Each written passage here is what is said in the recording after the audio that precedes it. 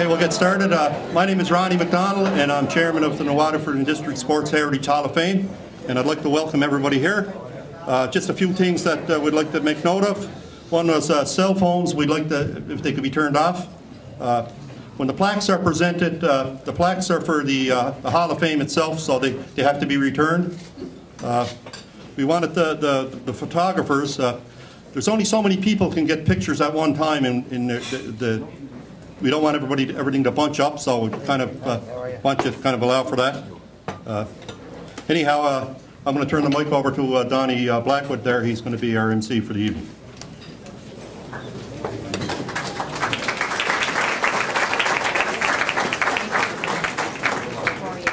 Thanks, Ron, and it's wonderful to see a place the size of New Waterford come up with the Sports Hall of Fame, and I think it's behooves all of us to appreciate it and to follow up on it the following years to come. One of the things I remember talking to Carl Marsh one time about, and Carl said to me, you know, he said if you took all of North America and you broke it up into 10,000 people, 10,000, 10,000, 10,000 everywhere, he said New Waterford would win absolutely everything. And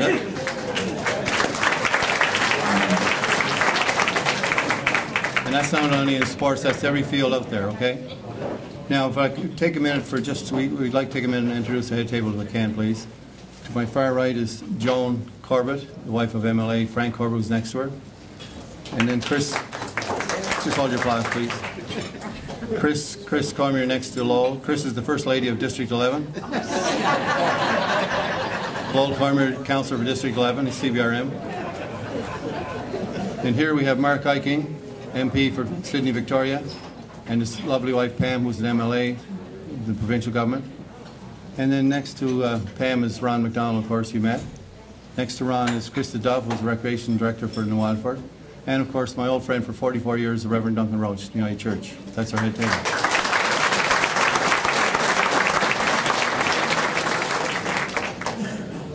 Now, we're going to do this thing in order, but before we eat, I know the boys have been running around with the food so far, but we're going to ask Lowell Cormier, as Director or Municipal Councillor, to open up things for us, please.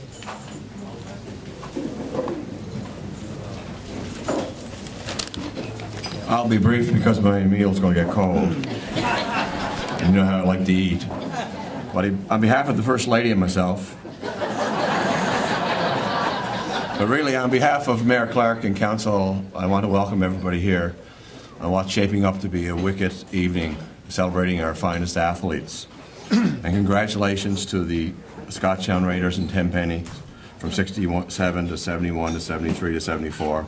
A true powerhouse in maritime fastball under the coaching wizardry of Bill Williamson. And the 1946 Strands hockey team who defeated the legendary Sydney Millionaires to win New Waterford's only senior hockey championship. I'll have a lot more to say about that one later.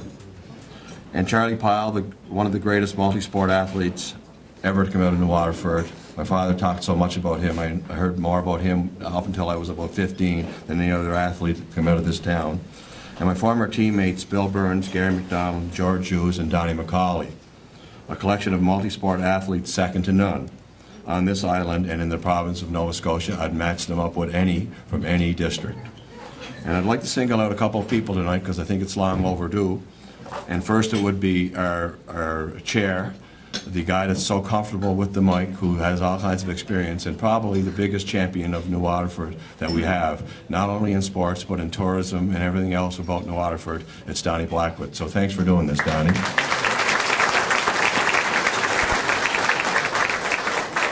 And then there's Ron McDonald, who took over this. As you know, last year we had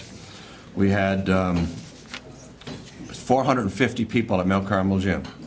And we had the centennial celebration, which Ron was the chair of. And Ron also became the chair of the Hall of Fame. And it was a lot of work, and he's still working pretty hard. And he's on time tonight because he has a new clock to get him here on time. That's an inside joke, but Ronnie's responsible for putting a $30,000 clock on the main street, and it was just installed this afternoon. So congratulations, Ronnie.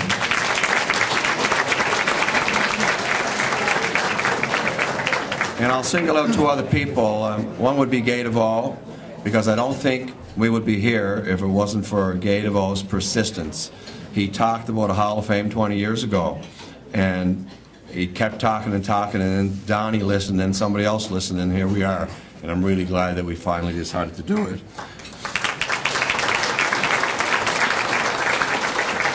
And then Carl Marsh. I think Carl Marsh is our unofficial New Waterford sports historian, and also a great artist. He has a sports art show at the Credit Union.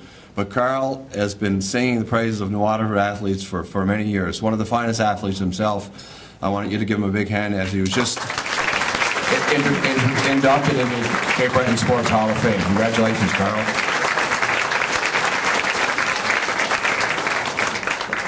And we also have our committee. I want all our committee to stand up to be recognized. That's you, Mike.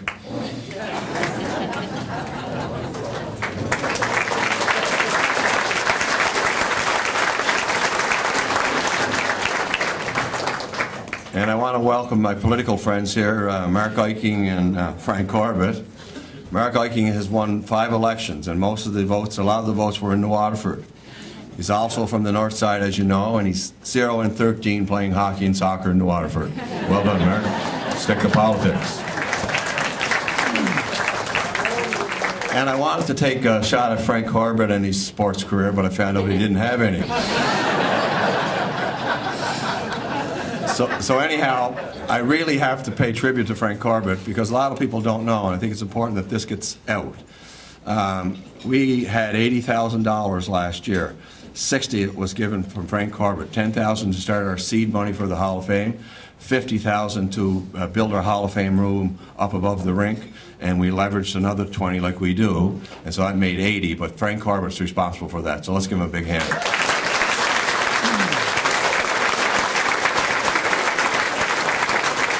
And I think I would be really remiss if I didn't make this acknowledgement. We have 2 of our finest athletes here that ever came out of this town. They're former teammates. They played all kinds of sports together. I want Leo Fay and Marshall DeVoe to stand up to be recognized.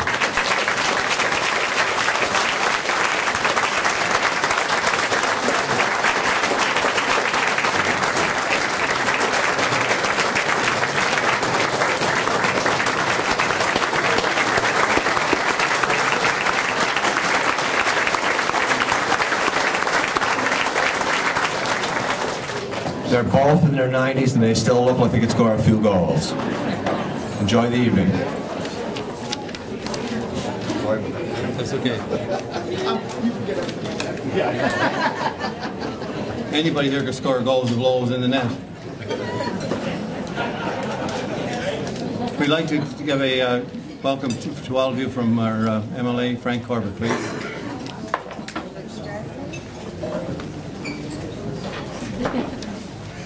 Thanks, Don. Head table guests, political colleagues. I guess one of Lowell's sporting attributes isn't telling time. He was going to be short. Anyway, folks, thank you for inviting me here. The folks we are honoring tonight are certainly an elite group of people. But, you know, our lives are defined by 2 things, is our work and our play. And when I look out at the people we're honoring today, it's so great to think that they came from this town because they embody all the stuff that's good about those 2 things. They were extremely good, hardworking human beings, and when it came to play, they were superb athletes. So, you know, what they've really done is to probably kind of steal some of what Carl has said about you put us against any other 10,000 and win it in any field. So I will be brief. I want to thank the committee for putting this on, honoring these people that deserve to be honored, and indeed saying to the honorees, thank you for what you did for New Waterford. Thank you very much. Have a good night.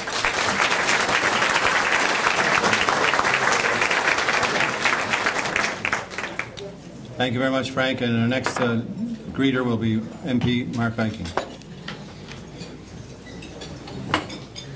Well, thank you very much, and good evening, everybody. It's great to be here, and it's great to get cleaned up. I was making hay all day, and Pam called up. She said, "Don't forget." I said, "No." So I booted her back, and anyway, I got cleaned up, and we're here. It's a wonderful evening, and just thinking about the event and all the recognitions that are going to be done tonight and last year. And Lowell's right. It's being from the north side, it was always difficult playing against you guys over here. Sometimes we tied, most times we lost, and because you're not only a hard-working town, you're a very competitive and athletic town, and it's great to see, and we see it in all the time, all the awards that were won, all the tournaments are won.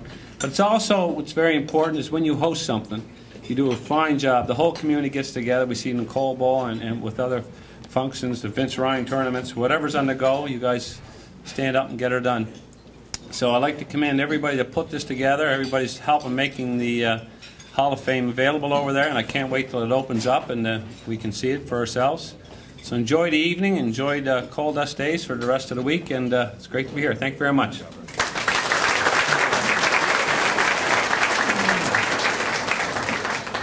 Thank you, Mark. And Mark mentioned when North City came to play Waterford, sometimes they tied and then the alarm went off. A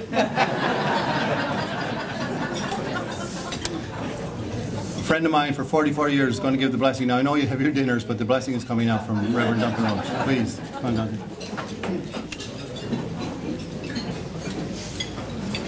This is almost the first time that grace was said after the meal. Let us pray in the way that we are accustomed to pray. Let us pray.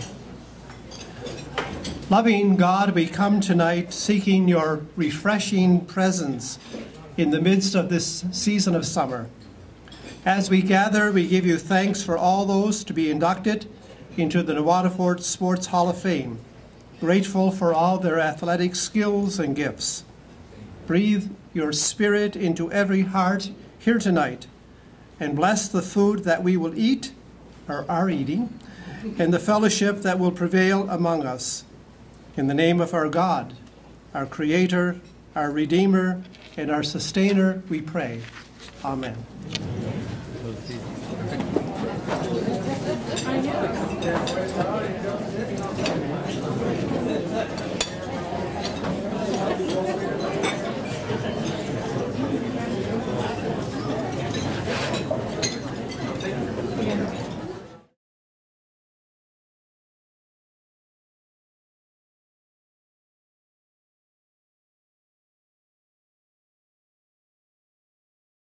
I'll tell you a little quick story that something really happened. Does anyone remember in 1969, some of you weren't born, I realize, but 1969 when Neil Armstrong walked on the moon? What did he say when he walked on the moon?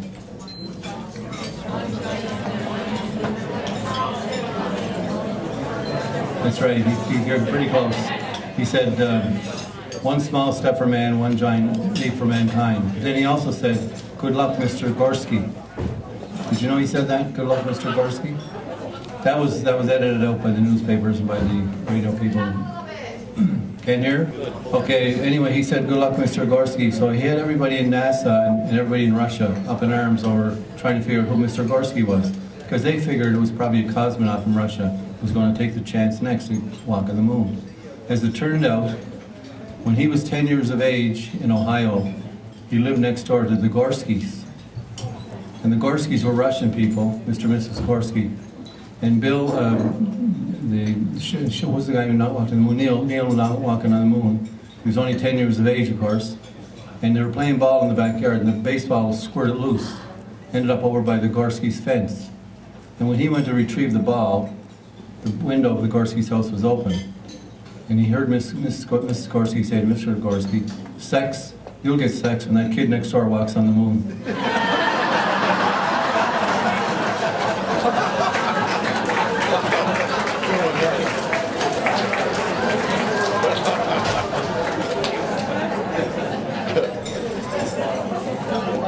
You think that's not true, don't you?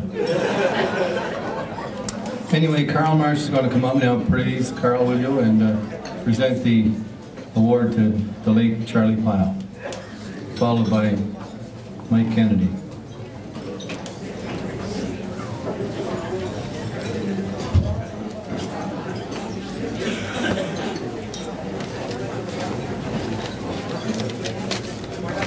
Thank you very much for that.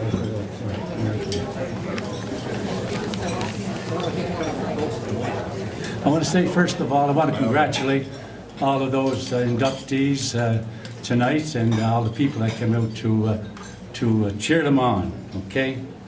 I had the great pleasure of watching Charlie Pyle play when I was a young fella, because I was mascot of the New Waterford Strands baseball team, and Billy is here. His father used to play, and Leo and Dougie Petrie and Lionel and John the Dude McDonald, and all of those great people there that went before us, see? And Charlie was a very gregarious, outgoing, happy-go-lucky guy, okay? And I want to say that I titled this Versatility Plus because Charlie was born in New Waterford in 1921 to MacDonald Pyle from Barbados, and Elisa Gracier from France. He had two brothers. Joe was also a great welterweight and middleweight contender in Canada, and Joe fought two middleweight champions of Canada a couple of months after they had just lost the title. And I was fortunate enough to see him fight Pete Zadok over in the Glace Bay Miners Forum, in which he put a really good beating on him. So Charlie had two brothers, Joe and Peter. Peter was deceased at a young age. And two sisters, Elise and Marguerite. And Marguerite is here, and she's the only one left from his family. And I want you to give her a little hand. She came all the way from Winnipeg.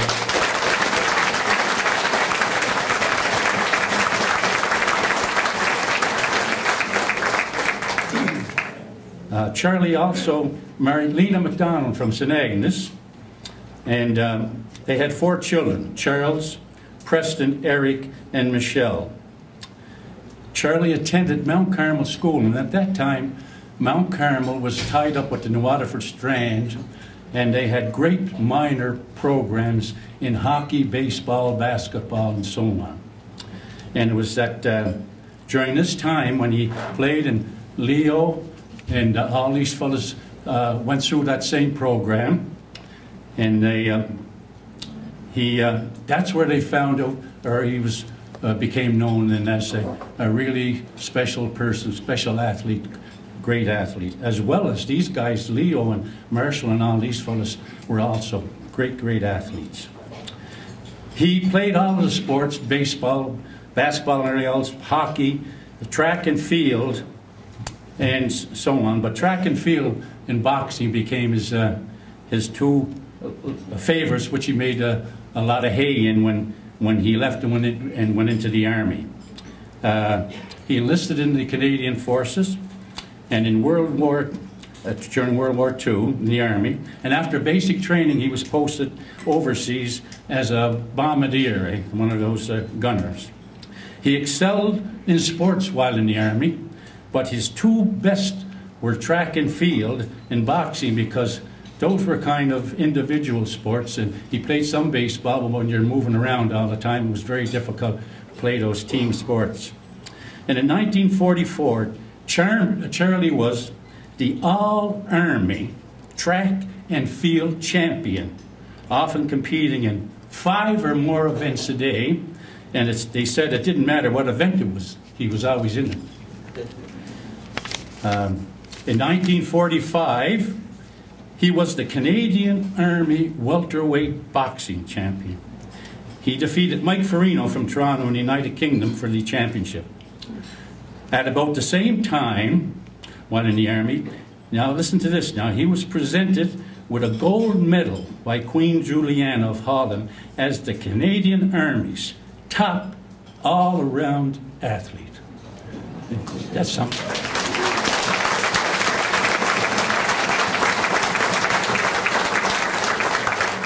After the war, it was like all the rest of them, Charlie returned to New Waterford and resumed his involvement with sports, and he was a member of this 1945-46 New Waterford Strands Cape Breton Senior Hockey Championship, first one ever to come to New Waterford, and they're being inducted here tonight. In 1945, also, he was a member of the New Waterford Strand senior baseball team, which won the Cape Breton Colliery League Championship and lost in the Nova Scotia Championship to the great Spring Hill Fence Busters. They were perennial champions in Nova Scotia in those days. Charlie then played semi-pro baseball and hockey in New Waterford, Kentville, Truro, Fredericton, and writer Ed Smith of the Cape Breton Post said of Charlie, and I quote, "Expressionless Charlie Pyle of New Waterford might easily have been the toughest and orneriest defenseman in the Cape Breton Senior Hockey League." After a period in the Maritimes, and Charlie went back to the Army as a physical training instructor, and he was stationed in Camp Shiloh in Manitoba. It is said in Shiloh he took part in any boxing bouts offered, and while there he won the Manitoba welterweight championship, winning 3 fights by TKO.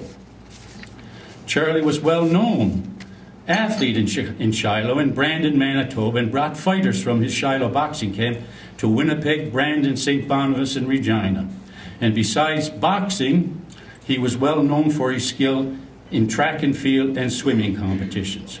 He was a drawing card wherever he performed. He also played senior lacrosse in the West, and get this now, while he was in England, he also played soccer as a goaltender in the leagues in England.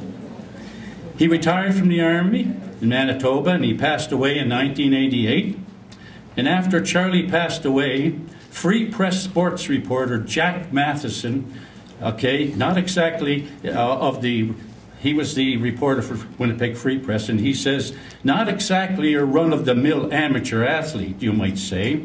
30 years later, Charlie would have been an international hero in one sport or another. But he was cut out for obscurity because all he wanted to do was play his games. He never made a big thing out of it. Matter of fact, he said, I never heard Charlie talk right out loud about it because that wasn't his style. Charlie was definitely one of a kind. Ask any of the old-timers around Camp Shiloh in New Waterford. And Marshall DeVoe that's here tonight, and Leo and all these people grew up together, and Marshall knew all kinds of sayings that Charlie used to spout, okay? And in 1950, when I was the mascot of the New Waterford Strands, Charlie was playing with us there, and I saw him hit home runs. And Marshall used to say that after each home run, when he came in, he used to say, "To the sea, man, to the sea, to the 5 and 10.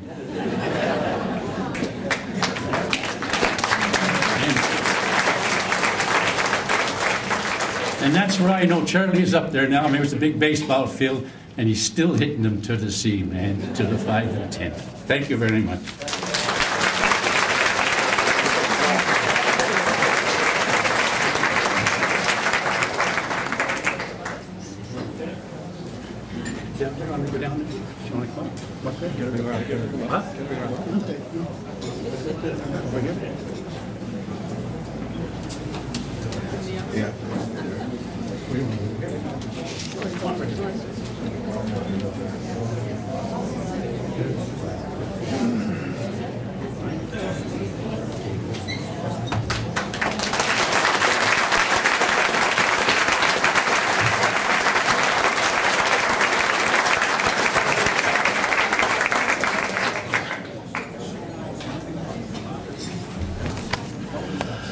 Anytime you have to speak on this night, it's always hard acts to follow, and it's certainly a hard act to follow right there. Correction before I start talking about Donnie McCauley. Frank Corbett was a valuable member of the French Club slow pitch team,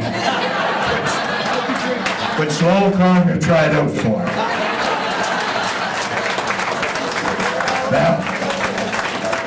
Now I'll start talking about Donnie. Donnie's first success playing sports was in the 1950s with Little League Baseball, when his hitting ability helped lead the Cubs to the Waterford Little League Championship. Now people say, oh, big deal, Little League Championship. But back in 1955, in the early 60s, Little League was like the World Series down here. Like everybody played in their neighborhood, and Donnie was with the Cubs and the Braves and the Pirates up 12. And if you won the Little League Championship, man, you were, as an 11, 12-year-old, you were feeling pretty good. Now the next one I want to talk about as far as Donnie in the sports. When we decided who's getting in the Hall of Fame, Lowell talked about the 46 Australians. And I assumed right away it was a basketball team, but then I found out it was the hockey team, that was fine. And then when I was agreed to do Donnie's address, all of a sudden he's in minor hockey, which totally shocked me because I know he's a ball player and a basketball player, but minor hockey. He made minor hockey in town. In his first game, he registered 2 assists in a 2-2 tie. This turned out to be the only game he played with minor hockey. Right? So his career stats are 2 points per game. Crosby doesn't do that. Right?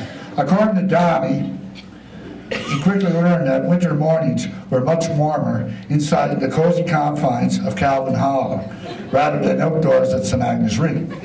Now the funny thing about this, St. Agnes Rink was right across the road from where Donnie lived.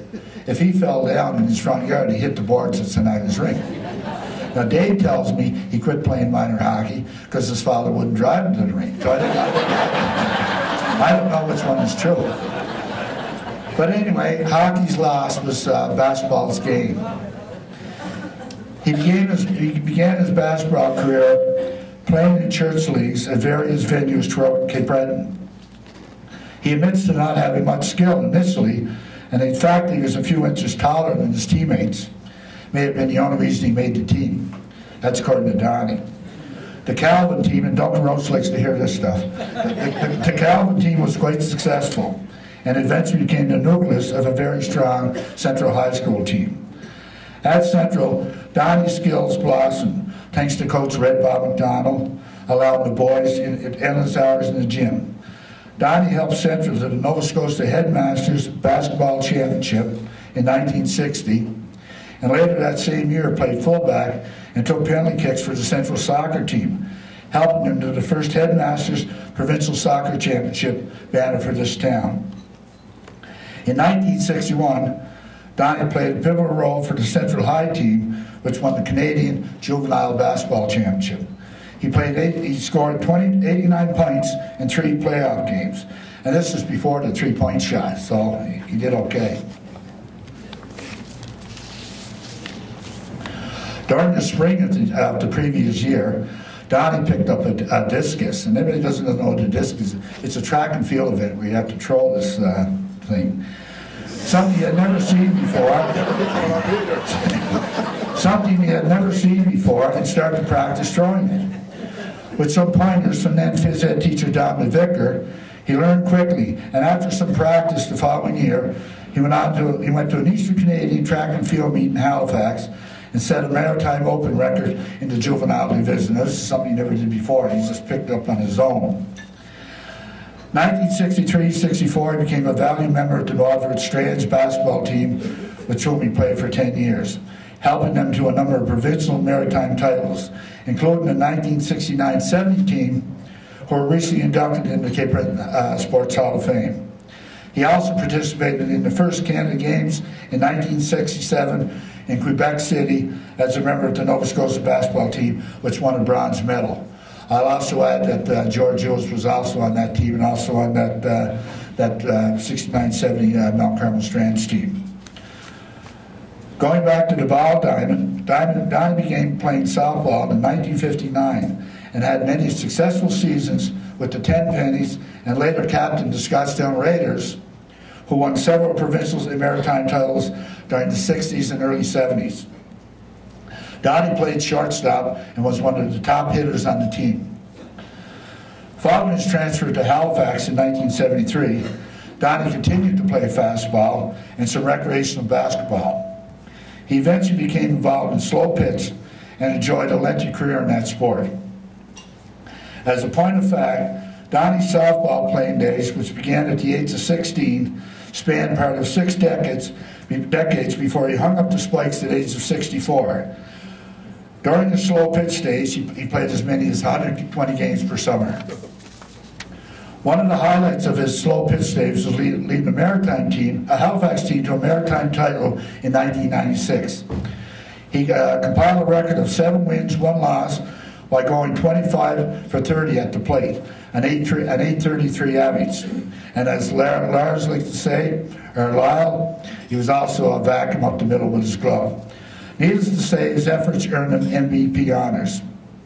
An interesting sidebar to this accomplishment was that Donnie was nearing the age of 53, while none of his teammates had yet to reach the age of 30. So Donnie was a little older than the rest of the team. Donnie says the real highlight of the slow pitch ball was playing co-ed ball with his two daughters, Karen and Lisa, for about 15 years, with considerable success in league and tournament play. Later in the year, Donnie started to play some golf.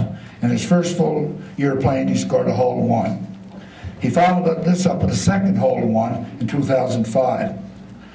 He suggests, not me, the fact that he's playing golf about 120 to 140 times a year may have increased his chances.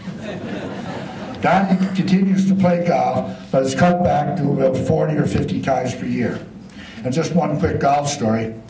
Every year we have the St. Agnes versus Central golf match between myself and a friend of mine from Halifax, and Donnie and Dave McCauley. But anyway, one year Dave couldn't make it, so Donnie called me. He said, I got another chap from Central. I said, oh yeah, who's that? He said, George Lewis. So sure enough, George filled in, and I wouldn't tell you who won that day, but the Saints were smiling, I'll tell you that.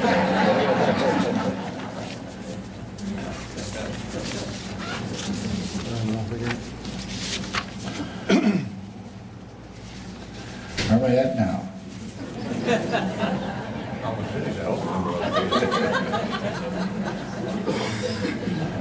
Oh no, I know it's not the end of the career, but in June 2014, Donnie had successful hip replacement. So currently he's waiting patiently to get back in the golf course and resuming an active lifestyle. Now there's a rumor out there that he might don his skates again, and I hope to God he doesn't, but he's talking about it. Mike Campbell's looking for another defensive partner there. And I think the goal is to get into the Shrine tournament next year. So Andy Hines, wherever you're at, don't let them in, okay, please, okay? In closing, just a quote that was in the Community Press last week, written by Gady Vaux. It says, a remarkable career for a remarkable athlete and person. A winner in every sense of the word. That's Donnie McCauley. I'm really pleased to welcome Donnie McCauley as a member of the New Waterford District Sports Heritage Hall of Fame. Welcome, Donnie.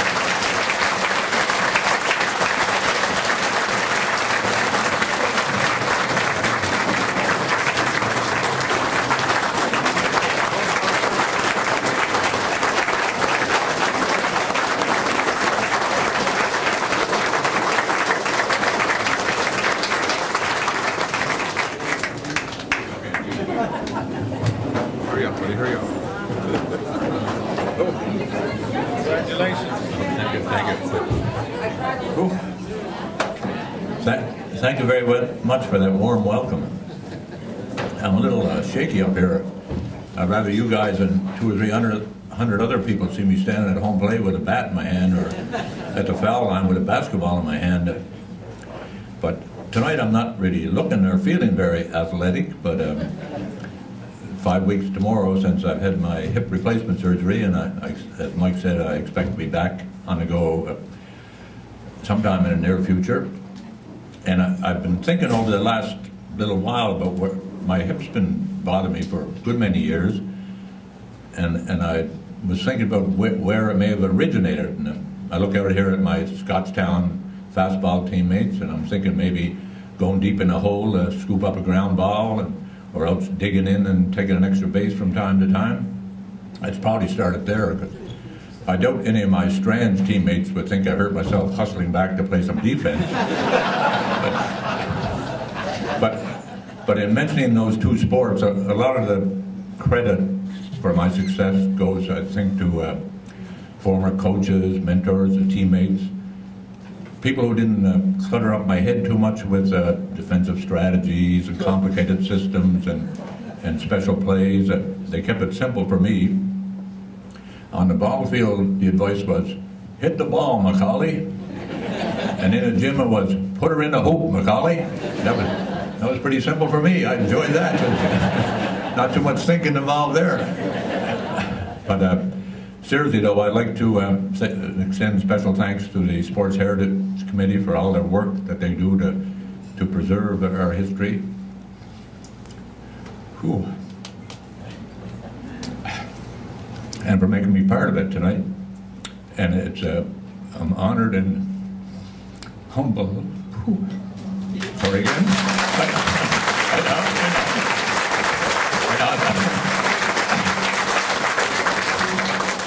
I'm not quite finished, but to be inducted with this fine group of individuals, Charlie Pyle, whose legendary career I heard a lot about as I was growing up, Billy Burns, whose accomplishments in so many athletic endeavors are a testimony to his talent and ability, George Hughes, a multi-talented athlete, former teammate, and Central High grad like myself. Yay, Central. But mostly, especially to be inducted. Whew. At the same time, sorry, as a dear friend and teammate, Gary McDonald, who's another multi-talented athlete, visionary, whose legacy will be part of the fabric of this town forever. Thank you.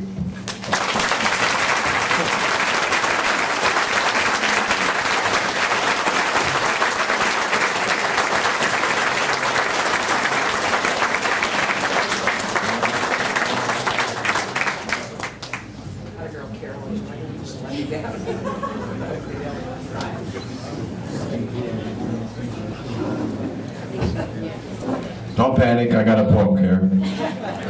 That's the picture of the team I'm going to talk about in a second. Donnie's a tough act to follow. He's the greatest clutch player I've ever seen play. I played with him, and when the money was on the line, Donnie was there to take the big shot and make the big shot. But when you hear of the 1946 Strands, I know you all think basketball. It's not basketball, it's hockey, and it's our town's most famous hockey team. And very few people know about them. They're a team that beat the famous Sydney Millionaires to win the 1946 Cape Breton Hockey Championship. Now, when I was growing up, it was a big deal to beat Sydney. It didn't seem to matter how you did against the Bay or Sydney Mines.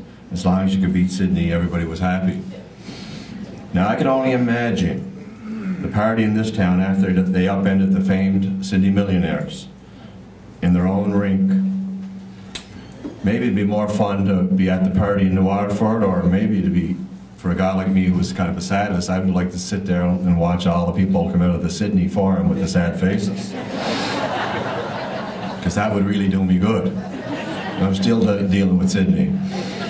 I can't say it in Sydney though. But these guys didn't even have a rink. They had no rink. They played on an outdoor rink, which is right here, between here and the KFC. It was called Pushies. I have pictures of it here, big high boards, and did all their practicing there. But they're on the ice all the time. They won a marathon game in the Sydney Forum, a game that took 93 minutes of overtime. 93 minutes besides the 60 minutes. They played a game and a half of extra time before legendary Leo Fahey potted the winner in the longest game in Canadian amateur history to that point.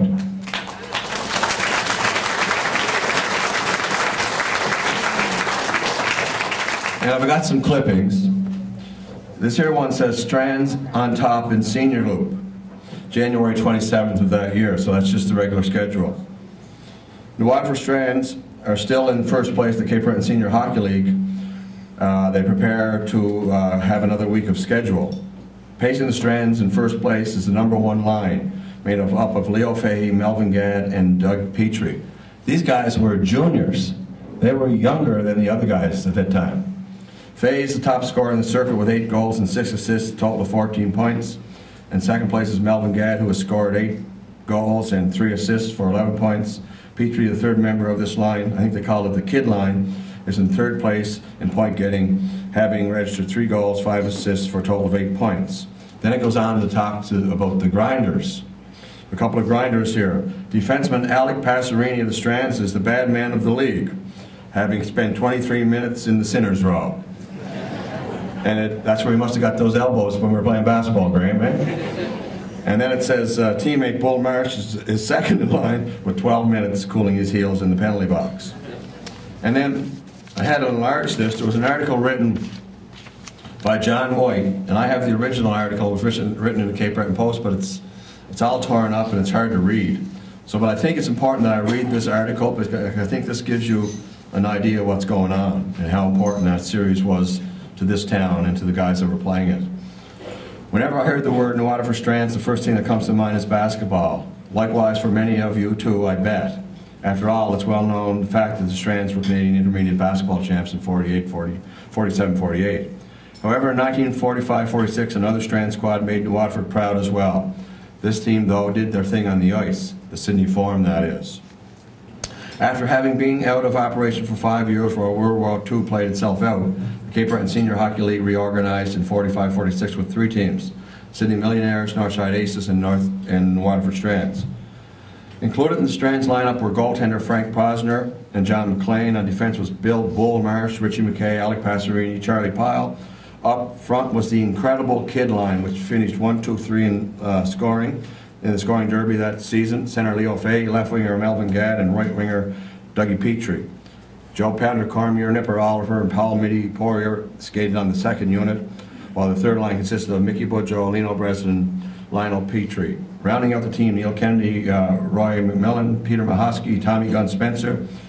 The manager was Jack McKenzie, and the coach was Larry Dobronsky. At the time, the league's only artificial arena was the Sydney Forum, and for that reason, all games were played there. But the Strands felt right at home at the Forum, so much so that following their opening 1-0 loss on the opening of the league, they never lost again during the regular season play. As a result, New Waterford captured first place honors. In the meantime, Sydney, imagine the famed Sydney Millionaires finished in second, and the Northside team wound up in the basement. Hey, Mark? and out of the playoffs. The stage was set for a New Waterford Sydney best of 3. At stake was the Cape Breton senior crown. The opening game was a seesaw battle right from the get-go. Sydney got on the board first, then Doug Petrie potted a pair to give the Strands the lead. The Millionaires replied with a couple to go ahead 3-2 before, who else? Leo Fay tied it up. Early in the third stanza, the Mills regained the lead, but with time running out, New Waterford's Mickey Boudreau scored to force overtime. So the first game's gone in overtime already. Unfortunately, for our perspective, Sydney popped one early and won 5-4. So now they're down 1-0 and with 2 games to go on the other team's ice surface. So you got the picture. Game 2 was another cliffhanger. First period goals by Gadd and Fay sparked the locals to a 2-0 lead. It stayed that way until 8:20 mark of the final frame when Sydney narrowed the margin 2-1. Not surprisingly, the Mills proceeded to storm the net in search of the equalizer, peppering goaltender Frank Posner with all they had to do, but no avail. The series is now knotted at a game apiece. The final match had close to 5,000 spectators. It was even more dramatic than the previous 2. Following a scoreless first period, both teams exchanged goals in the second. Midway through the third, Cormier made it 2-1 at the time 14-18 mark. Fay increased the lead to 3-1. It looked like the Strands were going to go home winner. However, with under 2 minutes in regulation time, Fay was handed a minor penalty. That sounds like home cooking, eh? Referee, put our guy in the box. Our best player goes to the box. And wouldn't you know it, the Millionaires tallied twice on the power play to tie the game. Because after those games, if you went in the penalty box, you stayed there, I think, until your time was up. You don't come on after a goal. So that was well orchestrated. The first overtime was a full 10-minute affair, and so it wasn't sudden death, the first one. So New Waterford, so Doug Petrie made it 4-3, but then they ran into penalty problems again. Imagine. And the Mills tied it up. Finally, after 93 minutes of overtime, Leo Fay scored the winner. All of which meant for the first time and only time in the history of Cape Breton Senior Hockey League, and the Waterford team was league champs. Let's give them a big hand.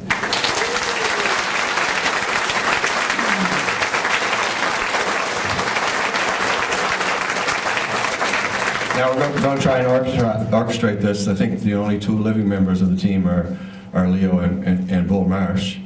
And so Leo's here. I'm going to ask Leo to come up. But we have 3 or 4 families that are represented here. I know the Olivers are represented. I know the Mahoskys are represented. And I know the Passerinis are represented. So, and if there's anybody else I'm missing, let me know. But if one representative, or even more, I don't care how many, come up with Leo to accept this plaque, please, from each family.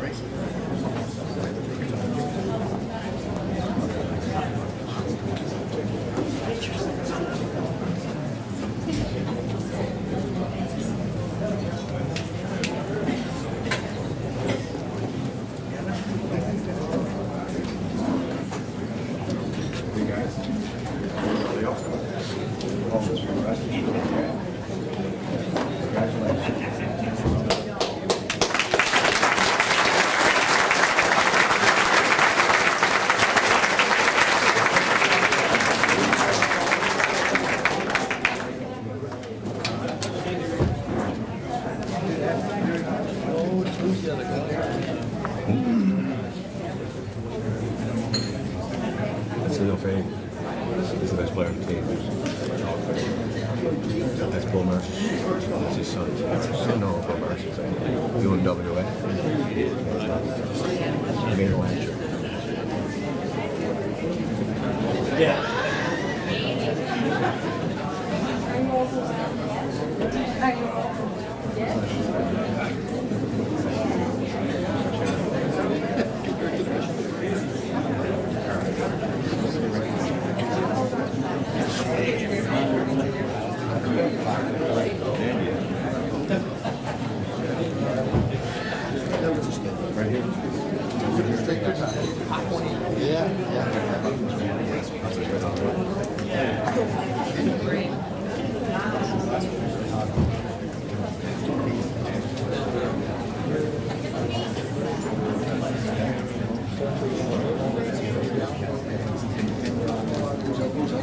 He knows. Come on, Eric.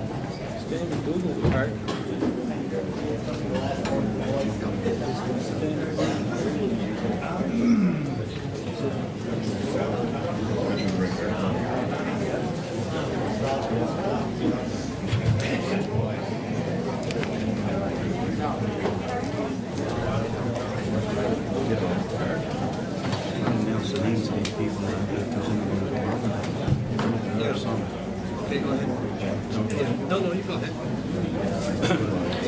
Yeah, I got forms for the kids, for the team. If there's anybody here representing them, could you please come up? And Paul Nitty Poyer, Tommy Gunn Spencer, Nipper Oliver, I know Gary's here, somebody's here, Richie McKay, Joe Pounder Cormier, Dougie Petrie, John McLean, Roy McMillan, Mel Gadd, Frank Prosner, come on buddy, Larry Dobransky, Neil Kennedy, Lino Breslin, Lionel Petrie, and Leo Fahey. I know there's somebody's here.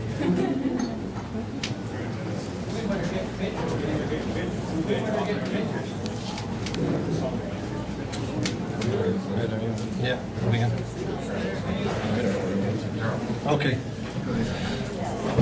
Good evening. It's my honor to introduce the next inductee, Mr. George Hughes. First of all, I'd like to extend a sincere welcome from the community to his wife Jean, and she is here along with a couple of George's brothers, Roy and Carmi. So welcome, the Hughes family.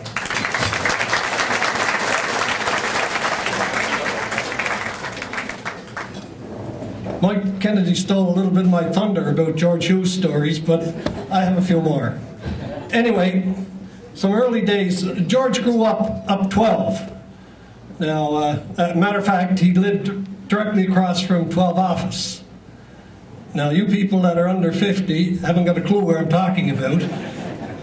And the people over 50, which is most of us, know exactly where I'm talking about, right? Anyway, George grew up 12.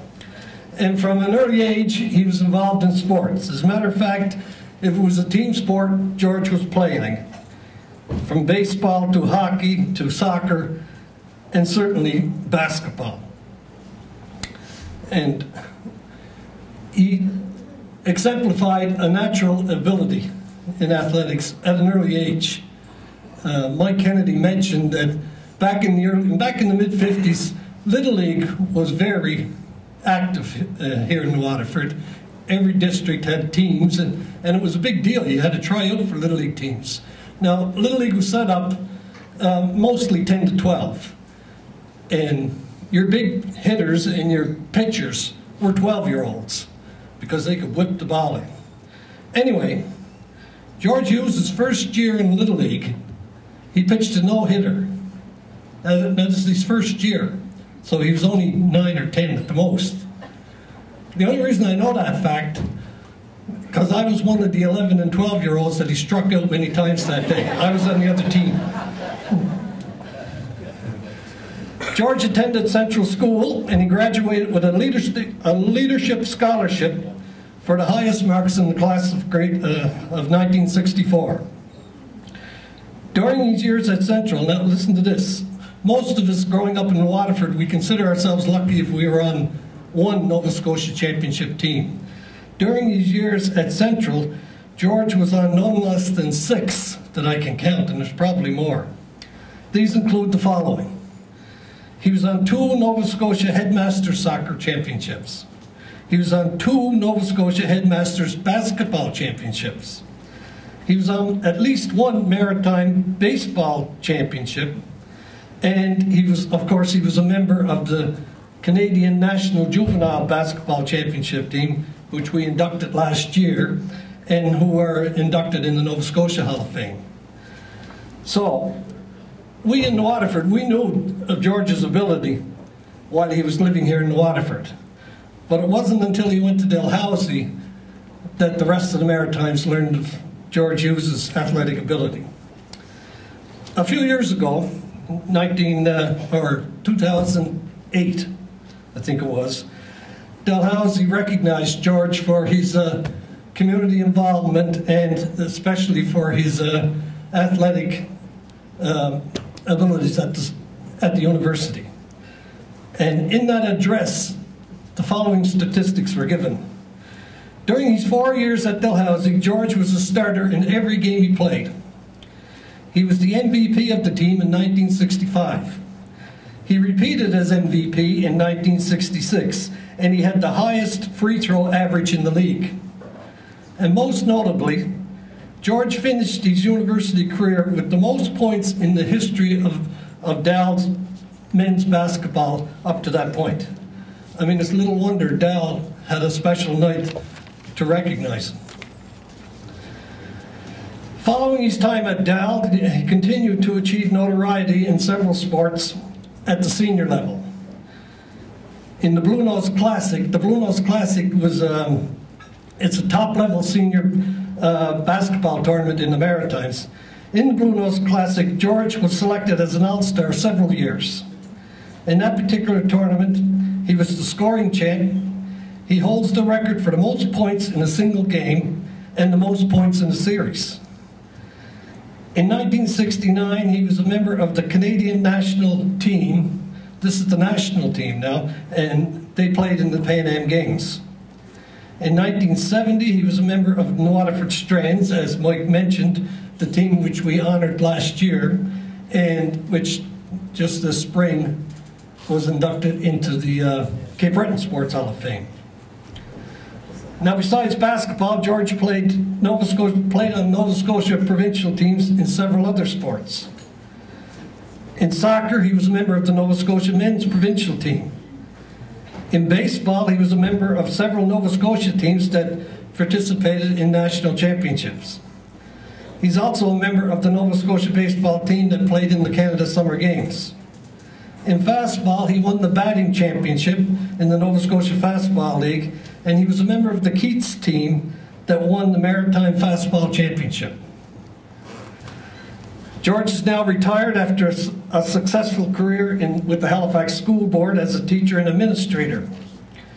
He remains actively involved in volunteer endeavors, none the least of which he still coaches basketball at King's University.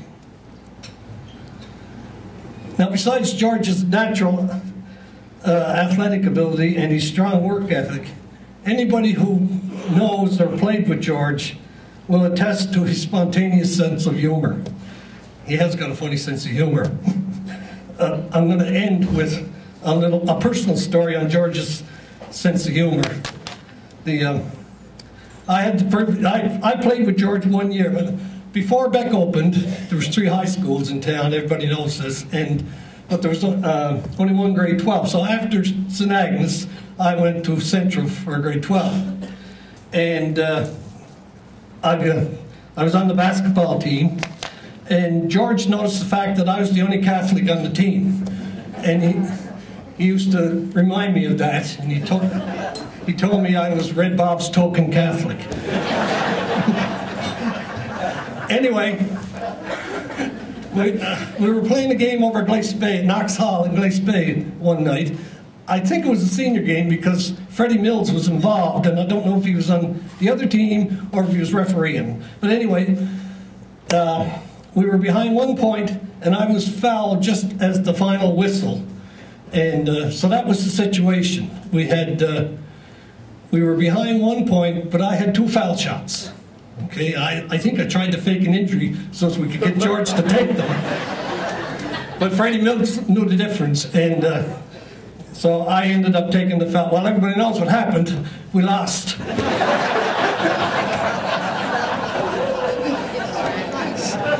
So we're sitting in the change room over there in Knox Hall afterwards, and the strongest language I used in those days, instead of cursing, was curses heck. I was sitting there lamenting, curses heck, if I only made one of those, curses heck, if I only made one of those shots. Finally, George got exasperated and he said, for blank's sake, Timmins, and he didn't say blank. He said, will you curse and get it over with? So the next thing you know, Red Bob said, Mr. Hughes, can I talk to you? Okay. Anyway, George, I felt bad because I felt I got George in trouble. Anyway, George came back in the change room, never said a word. All the way home, never said a word. Never said a word the next day in school. We get to the next practice, and Red Bob gave us a real good workout, and we're in the little change room down there, locker room down at Central after the practice, and George is always the last one off the floor, and he comes in and he sits beside me, and just when everything got quiet, he said, curses heck, that was a hard practice. I don't think he wants to become a Catholic. I think he was crapping on me. Anyway, it's my personal opinion that in my generation, if you were making a list of the natural athletes to come out of our community, George Hughes would be on my short list. Would you please welcome George Hughes?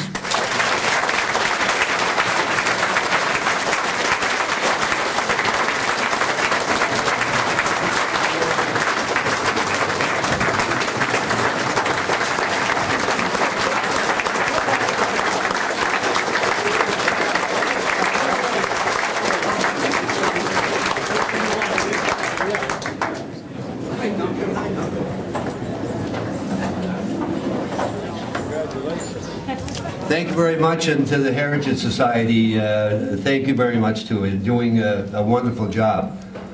A couple of things. A lot of people that I grew up with and played with have been mentioned tonight. And I'm really happy about that, because I'll tell you what, when you go away, you can't take New Waterford out of the boy. It lives on with you forever. And I had so many fond memories. But I do have to make one apology, and I'll do this, and my wife's sitting there and she knows. I said, there's going to be a lot of Catholics there. But I said, there'll be a lot more Protestants I've ever seen in the KOC. But I had, about 3 years ago, I was out in the front yard in Halifax mowing the lawn. I got this cold chill. Jeez, I went in the house, and my wife said, what's the matter with you? And I said, I think the Lord is moving in mysterious ways. She said, what do you mean? I said, I was thinking about all my Catholic buddies up 12, and they'd go to confession, and I'd go in the back of the church, and on the pegboard in St. Agnes Church, if somebody lost their prayer beads, they put them there. And I'd steal them, and we'd go downtown, and we'd sell them, go to Matinee, get pop and popcorn. And I said, I haven't thought about that in 40 freaking years, and here I am thinking, I get this cold chill. It was a wonderful place to grow up in. And I'll tell you, when I just look around, there was Billy Burns sitting right there. Dave McDonald, he's a lawyer and he's in Vancouver, just moved there now. But in about 10 years running, 3 of us from New Waterford. Started with Dave McDonald, and then I became captain, and then Billy became captain. 3 of us were captains of the Dalhousie basketball team. This small town, what an amazing feat that kind of thing should happen. You know.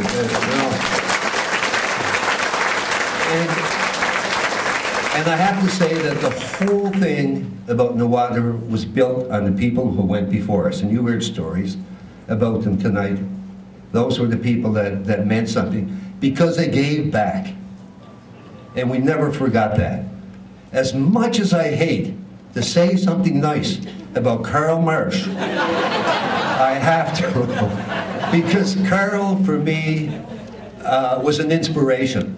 He and Red Ball McDonald and all the great coaches and in baseball, fastball, basketball, you name it. I mean, a guy like Carl Marsh would call me and say, you know, you got to work on this, you got to work on that. And I'm in high school, so what's this guy talking about?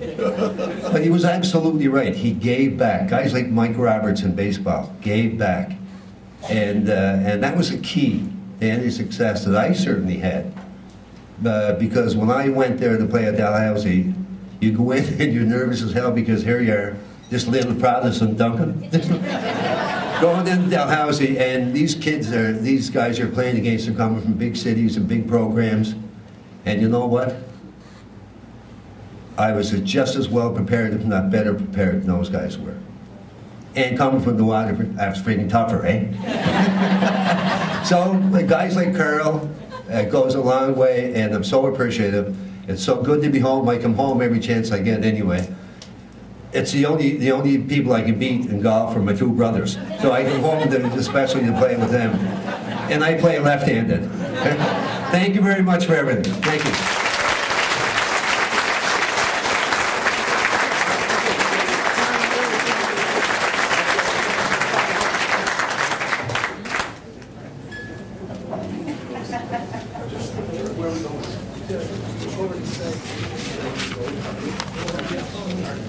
Good evening, everybody. Just before I start, I just want to mention about George Hughes. There's one record that he forgot to mention, his street fighting record. He's 20-2.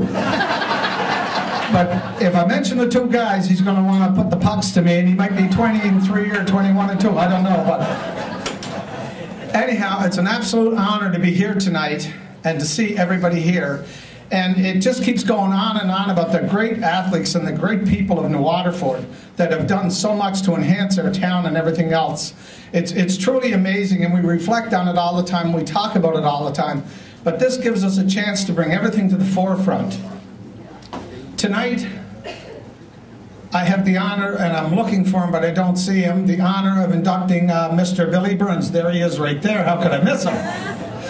Anyhow, in the conversation of great athletes, Billy has to be in the mix. Affectionately known as Burnsy, I want to do a summary of his amazing career. It was basketball, baseball, golf, and Joanne McDonald kindly informed me, a mechanic, that he failed at miserably. trying to drive an old truck through town years and years ago as a part of the recreation team. She had to teach him how to open the hood, lift the choke with a stick, the butterfly choke with a stick, and she'd get it going. Away they go. The Beverly Hillbillies would have been proud of them. They did a great job. Anyhow, Billy attended St. Agnes High, where he starred in basketball and soccer. And a buddy of mine from Nicholson Avenue, formerly from Nicholson, said, well, if he tried out for Mount Carmel, he wouldn't have made it, but that's going to cause trouble, so we better watch what we're saying. Anyhow, he starred in basketball and soccer at St. Agnes, but his true legacy began when he entered university. Starting off, he had a 4-year career, following what George said, a 4-year career at Dalhousie Tigers, 2 years as co-captain, 73 to 77. And additional facts to this is an amazing thing now. To explain it carefully, if I've got it all right, Billy was a walk-on, and what it is all teams, they recruit, and in baseball, you know who your first baseman is, your second baseman. In hockey, you know your defense. Everybody's recruited and put together. Billy was a walk-on, so filling in the best I could understand, he'd go up to the coach, whoever it was, and says, listen, buddy, give me a shot. Just give me a shot. And being charitable, give him these 5 minutes of fame, and that's it, and get rid of him. So Billy gets a walk-on. He turns out to be co-captain 2 years. The fans loved him because he'd run through the wall for the ball. But to accent the whole thing as a walk-on, the end of his 4-year career, they have a Billy Burns appreciation night.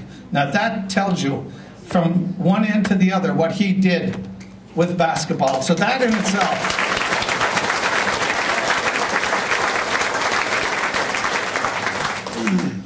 Continuing, he was a member of the Nova Scotia Senior Baseball Championship starting pitcher with the Sydney Steel Kings in 1976. And Billy won't remember this, but he was at Riverview. I taught at Riverview, and he was there with us. And in the springtime, we had a springtime league. And so I remember one time we were just out in the yard, and he said, how about catching a few? I'll pitch a few to you. I said, okay. Well, have you ever heard the song Smoke on the Water? I can still see them coming at me. I'm trying to catch them because they would have went through me. He's rifling these. No wonder he was a starting pitcher and got where he did.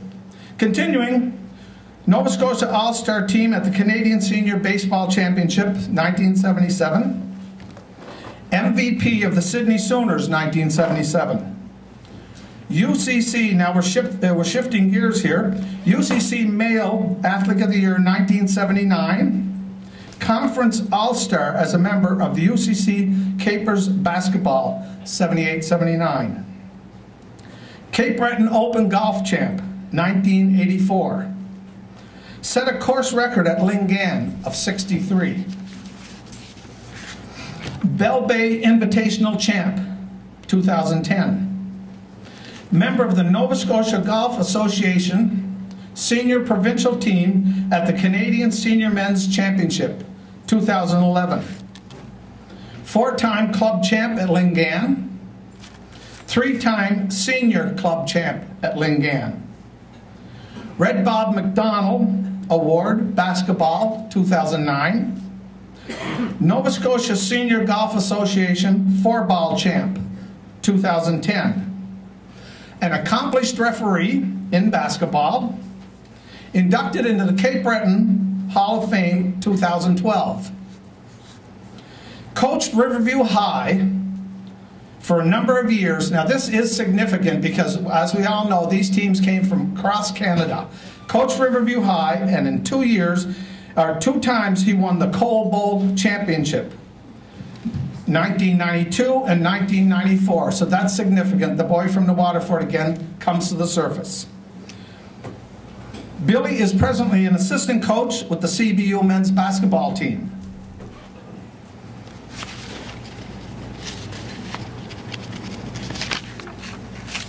And Billy presently lives in Sydney River and married to his lovely wife Margaret, and has 2 boys, David and Adam, and is presently employed with the Cape Breton Victoria Regional School Board and teaches at Coxheath. And never allowing a hip replacement to get in his way, will I ask this diverse athlete please come forward to be inducted.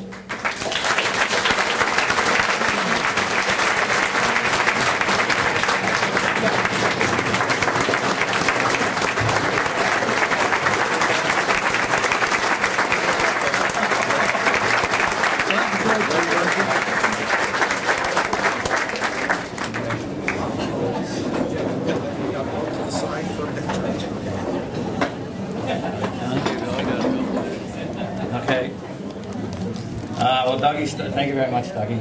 Dougie stole one of my, the only joke. Donnie McCauley and I had one thing in common, a big thing. We both had hip replacement surgery. But there's one thing we don't have in common. And after 40 years of playing the game, to hear that Donnie McCauley had an ace his first year of playing just goes to show you how unfair the game of golf can be at times. Congratulations, Donnie. And then he got a second one. Wow. I had to write it down. You know, George was an administrator. I'm not an administrator. First of all, I'd like to congratulate everybody else who's inducted tonight into the New Waterford District Sports Hall of Fame. Wow. This really is a big honor to me to come home, to come into New Waterford and see all these people and all these good friends that we've had over the years. I would like to thank some friends and some family members now, if I could. I'd first like to thank Glenn Campbell and Rocky Burchill, two good friends who did a lot of research for my induction into the Cape Breton Sports Hall of Fame, and I believe most of those stats were used here tonight. I'd like to thank Katie Vole for the pleasant words he wrote in his article in the paper. I'd also like to thank my family. I'd like to thank my two parents, Teresa and Sandy, for giving me and my brother and sisters the opportunity to participate in sports and other activities when we were growing up in this great town. I'd like to thank my two sisters who are here tonight, Brenda and Melanie, and their better halves, Timmy Chesson and Lloyd McLeod. I'd like to thank my nephew Alex for coming tonight and my niece Ashley for coming. Again, showing great support from my family. I want to thank my two boys, David and Adam, for being so understanding as to why I was away so many times, playing or coaching. And then there's Maggie. Well, Margaret Ann, my lovely wife, who is embarrassed right now. All right. For the past 38 years, Margaret Ann has put up with the highs of shooting a 63 and the lows of going 0 for 20 at the plate. All right. And believe me, as you all know, all you athletes know, there are some tough times and there are some good times to go through. Anyway, I want to thank my wife and tell her how much I love her. Margaret.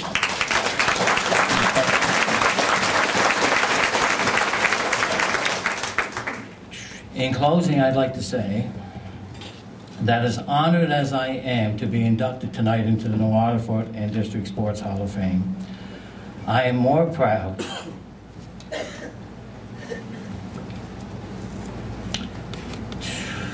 I know how you felt now, Donnie.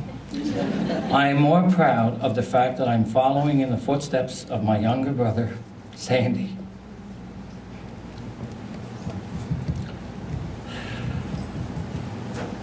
Who was inducted into the Hall of Fame last year. I can't help but think that Teresa and Sandy, Mom and Dad, have a smile on their faces somewhere. Thank you all very much.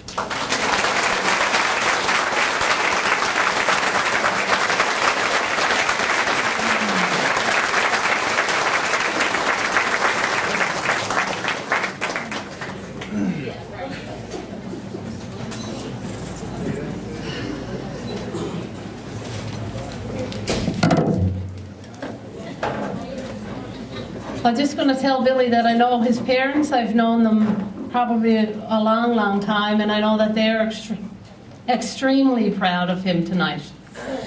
And also, I want to say that I've known George Hughes since I was a little girl. Yes, I was little. And there's one thing he can't do. He can't hop cars. I remember one time he was hopping cars and he actually broke his shoulder in the process. So that's something George Hughes can't do. My name is Joanne McDonald, and I am one of the world's leading authorities on the Scotchtown Tenpennies and Raiders fastball teams. The other person being the coach, Bill Williamson. When our committee first looked at the sheer prowess of these teams and the fact that many of the core players came back year after year, we decided that all 4 Maritime Championship teams would be honored in one fell swoop. But it soon became apparent that through time, and I think the odd beer being drunk, many of these teammates could not recall who actually played on what teams. Thus began my odyssey, and I made it my personal mission to fit the pieces of the puzzle together. Throughout it all, my main mentor was the coach for all 8 seasons, Bill Williamson, and I want to thank him personally for all his assistance. Also, I want to thank Andy Hines for all his efforts in getting the tickets out and encouraging the players to attend tonight.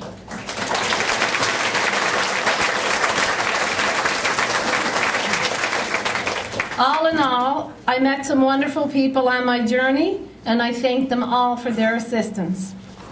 Now just get comfortable, because remember, this is 4 championship teams. I spoke to countless players who provided valuable clues as to who played in each of the championship seasons. In addition, I researched the teams at the Cape Breton Post archives at CBU. For anyone who's ever done this type of research, you'll know that it's a very tedious and time-consuming job. But gradually, the teams began to take shape and be named.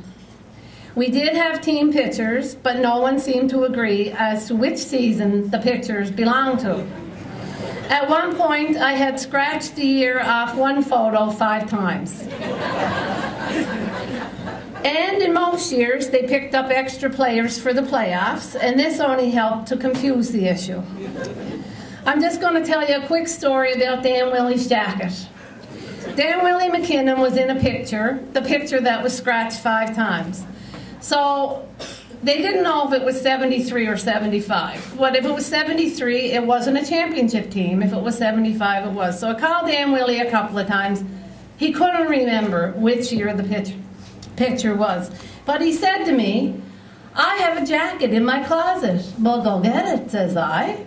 And he got it, and on the crest it said 1970 New Waterford Scotchtown Raiders 1975 Nova Scotia champs. I said, "Dan Willie, if that was the Nova Scotia champs, then that was also the year they won the Maritime Championship. You're getting in the Hall of Fame on the basis of your jacket." And it also gave me the definitive year for that picture. Okay, again, the final choices had to come down to Bill Williamson, and we had more than a few meetings at his house with various players to settle the issues. I'm telling you this only to let you see how serious we are about honoring the right athletes for the right teams, and we are satisfied that we are presenting tonight as complete a list of those 4 memorable teams as it is possible to come up with. This 8-year dynasty in Intermediate A fastball began in 1967 as the Scotchtown Tenpennies. That year, they went all the way to their first of 4 maritime titles. The final series against the Rockwood Rockets was held in St. John, New Brunswick, and the Cape Breton Post reported that Scotchtown won a thrilling game by a score of 5-3 after having posted a 2-1 11-inning victory in New Waterford the previous week. Now, it's been my experience on this committee that the best part of honoring these athletes and teams is the great stories that come out as a result of the research. Well, Bill told me that the final game in St. John had a rather queer ending. It was the last inning, and Rockwood was at bat. There were 2 out, and Ray Mousy Sinclair, every one of them has a nickname, a right-handed pitcher, was on the mound. Rockwood put in a left-handed batter to face him. Bill called time and got Jimmy McKenzie, his southpaw, to warm up. Rockwood then switched to a right-handed batter. Once that was established, Bill sent Jimmy back to play first base and sent Ray back out to pitch. The St. John batter then hit the ball right to Freddie Bloor on second base, and the game was over in pure Scotchtown style. Just as an add-on here, I'd just like to say that Bill told me that, in his opinion, Jimmy McKenzie was the best pitcher to ever play in that league, period.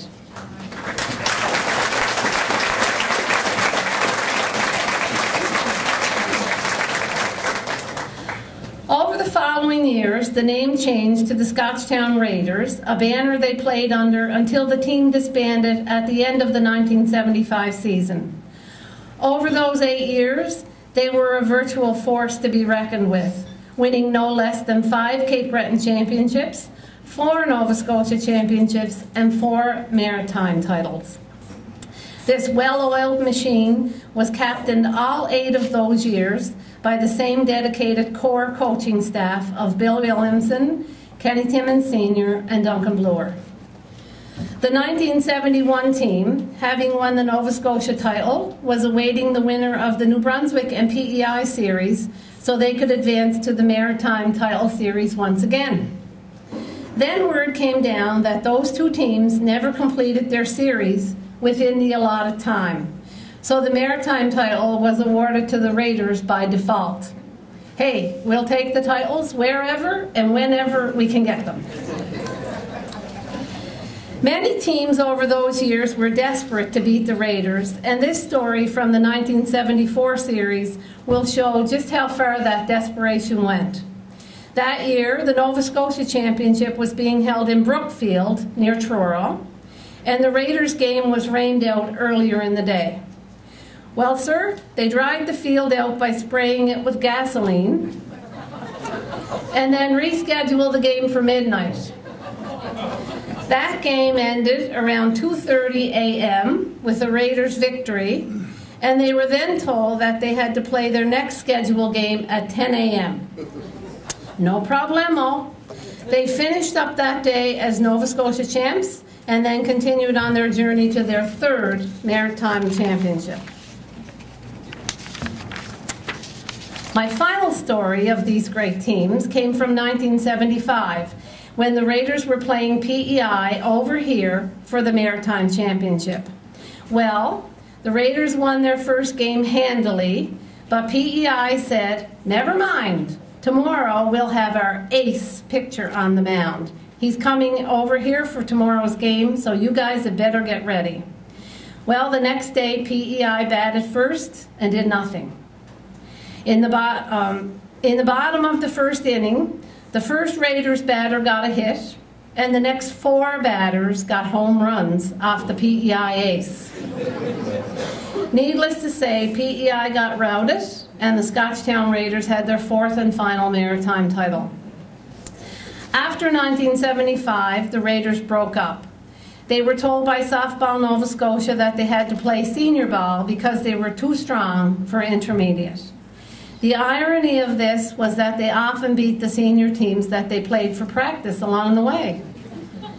The players then all dispersed to other teams. Some went to Glace Bay, others played for the local Hawks and Red Devils, to name a few. Bill told me there was always great camaraderie among the players. There was never an argument. This exceptional dynasty from our community was made up of 7 core players who played on all 4 Maritime Championship teams, as well as all 8 seasons. These included Jimmy McKenzie, Ray Sinclair, Melvin Bickerton, Freddie Bloor, Louis Copan, Ken Timmins Jr., and Ray McIsaac. That would be not Ray Onions McIsaac. There was a lot of confusion over names. They were bolstered for 3 of these championship seasons by the powerhouse players Byron McKinnon and Bernie Timmins. 29 other incredibly talented players joined them for 1 or 2 of those memorable seasons, whom we will introduce you to shortly. Ladies and gentlemen, it is with great pride and a personal privilege for me to introduce you to the men who comprised these 4 remarkable teams. I'll call the players' names individually for their certificates, and you can come up and get them. Please save your applause until the end. This is going to take a while. And I'd just like to say, if any of the players are not here and somebody here can take the certificates for them, please do so. I'll be delivering them all summer otherwise. Okay, here we go. Jimmy McKenzie 1967 tenpennies. Okay, I'm going to read these 7 names again. Jimmy McKenzie, Ray Sinclair, Melvin Bickerton, Freddie Bloor, Louis Copan, Ken Timmons Jr., and Ray McIsaac are all from the 67 tenpennies, 71, 74, and 75 Raiders.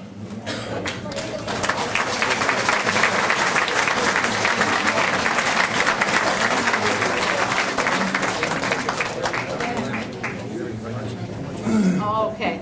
Yeah, and just to say that if all the Raiders and Tenpennies teams could wait until the end to go in and get their picture taken till we finish the last athlete, otherwise there'll be half the crowd will be gone. So wait until the end of the ceremonies to get your picture taken. Okay, then there's Bernie Timmons and Byron McKinnon, who were on the 67 tenpennies. Bernie Timmons was 67 tenpennies, 71 and 74 Raiders.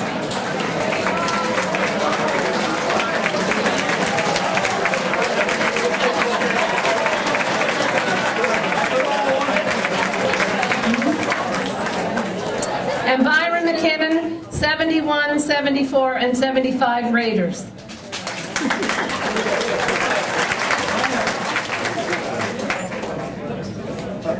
He is a force to be reckoned with.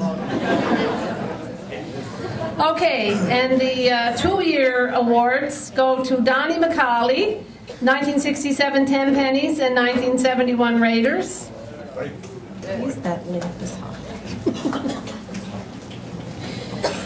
Angie McKenzie, 1967 Tenpennies, 1971 Raiders.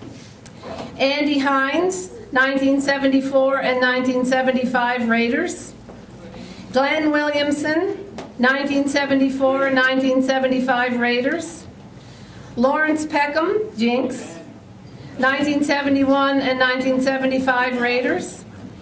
Jim Reed, 1971 and 1974 Raiders. George Ditton, 1974 and 1975 Raiders. Robert Ditton, 1974 and 1975 Raiders. Reggie Leadbeater, 1974 and 1975 Raiders. David Tatlock, 1974 and 1975 Raiders.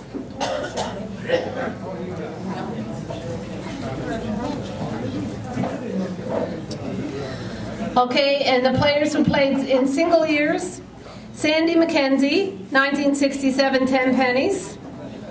And there were so many McKenzie brothers that played that I asked Sandy how come his brother Benny didn't play. He said, "I am Benny."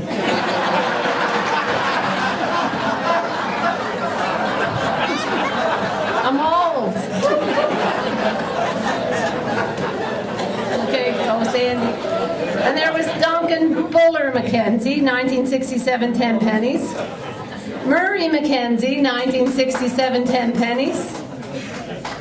Amy Campbell, 1967 Tenpennies. Kenny Hart, 1967 Tenpennies. John Price, 1967 Tenpennies. Roger Gio, 1967 Tenpennies. And I would just like to mention also that Earl Leadbeater played on the 1971 Scotchtown Raiders.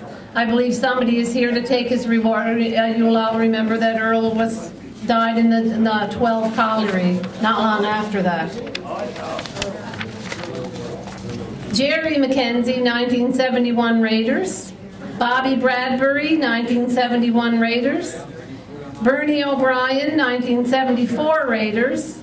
Connie O'Brien, 1974 Raiders. Dan Willie McKinnon, 1975 Raiders. Ray Bozo Steele, 1974 Raiders. Danny Bloor, 1975 Raiders. Jamie Murray, 1975 Raiders. Donnie Campbell, 1975 Raiders. Jerome Brewster, 1975 Raiders. And Joe Estwick, 1975 Raiders. Those are the players from the 4 teams.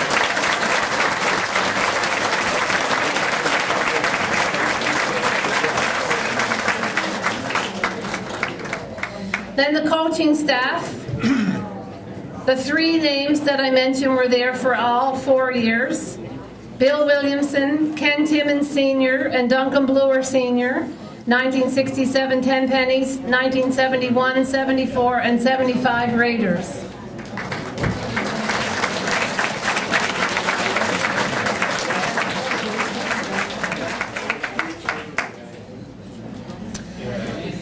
And the trainer for 3 of the years was Eric Faint and Lily Hibbert, 1971, 1974, and 1975 Raiders.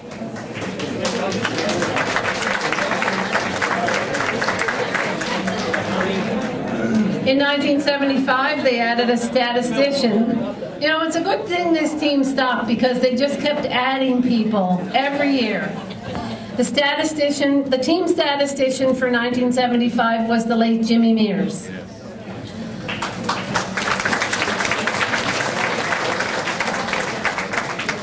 For the 1967 Tenpennies, the bat boy was John Hutchison.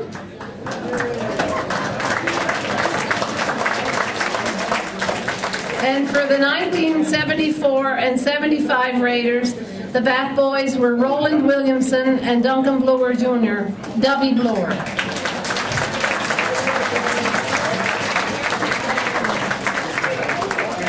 And the one person I can't locate is who was the bat boy for the 1971 Raiders. Nobody could come up with an answer, but so I apologize if I missed somebody as a result of that.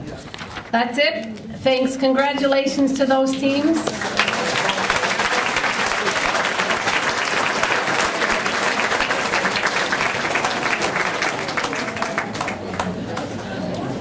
I'm up again. It's where it was an election year. Anyhow, Byron, I remember I watched you play. You could really hit the ball, but you're a big hit tonight. That jersey is special. I was really glad to see that jersey. Congratulations.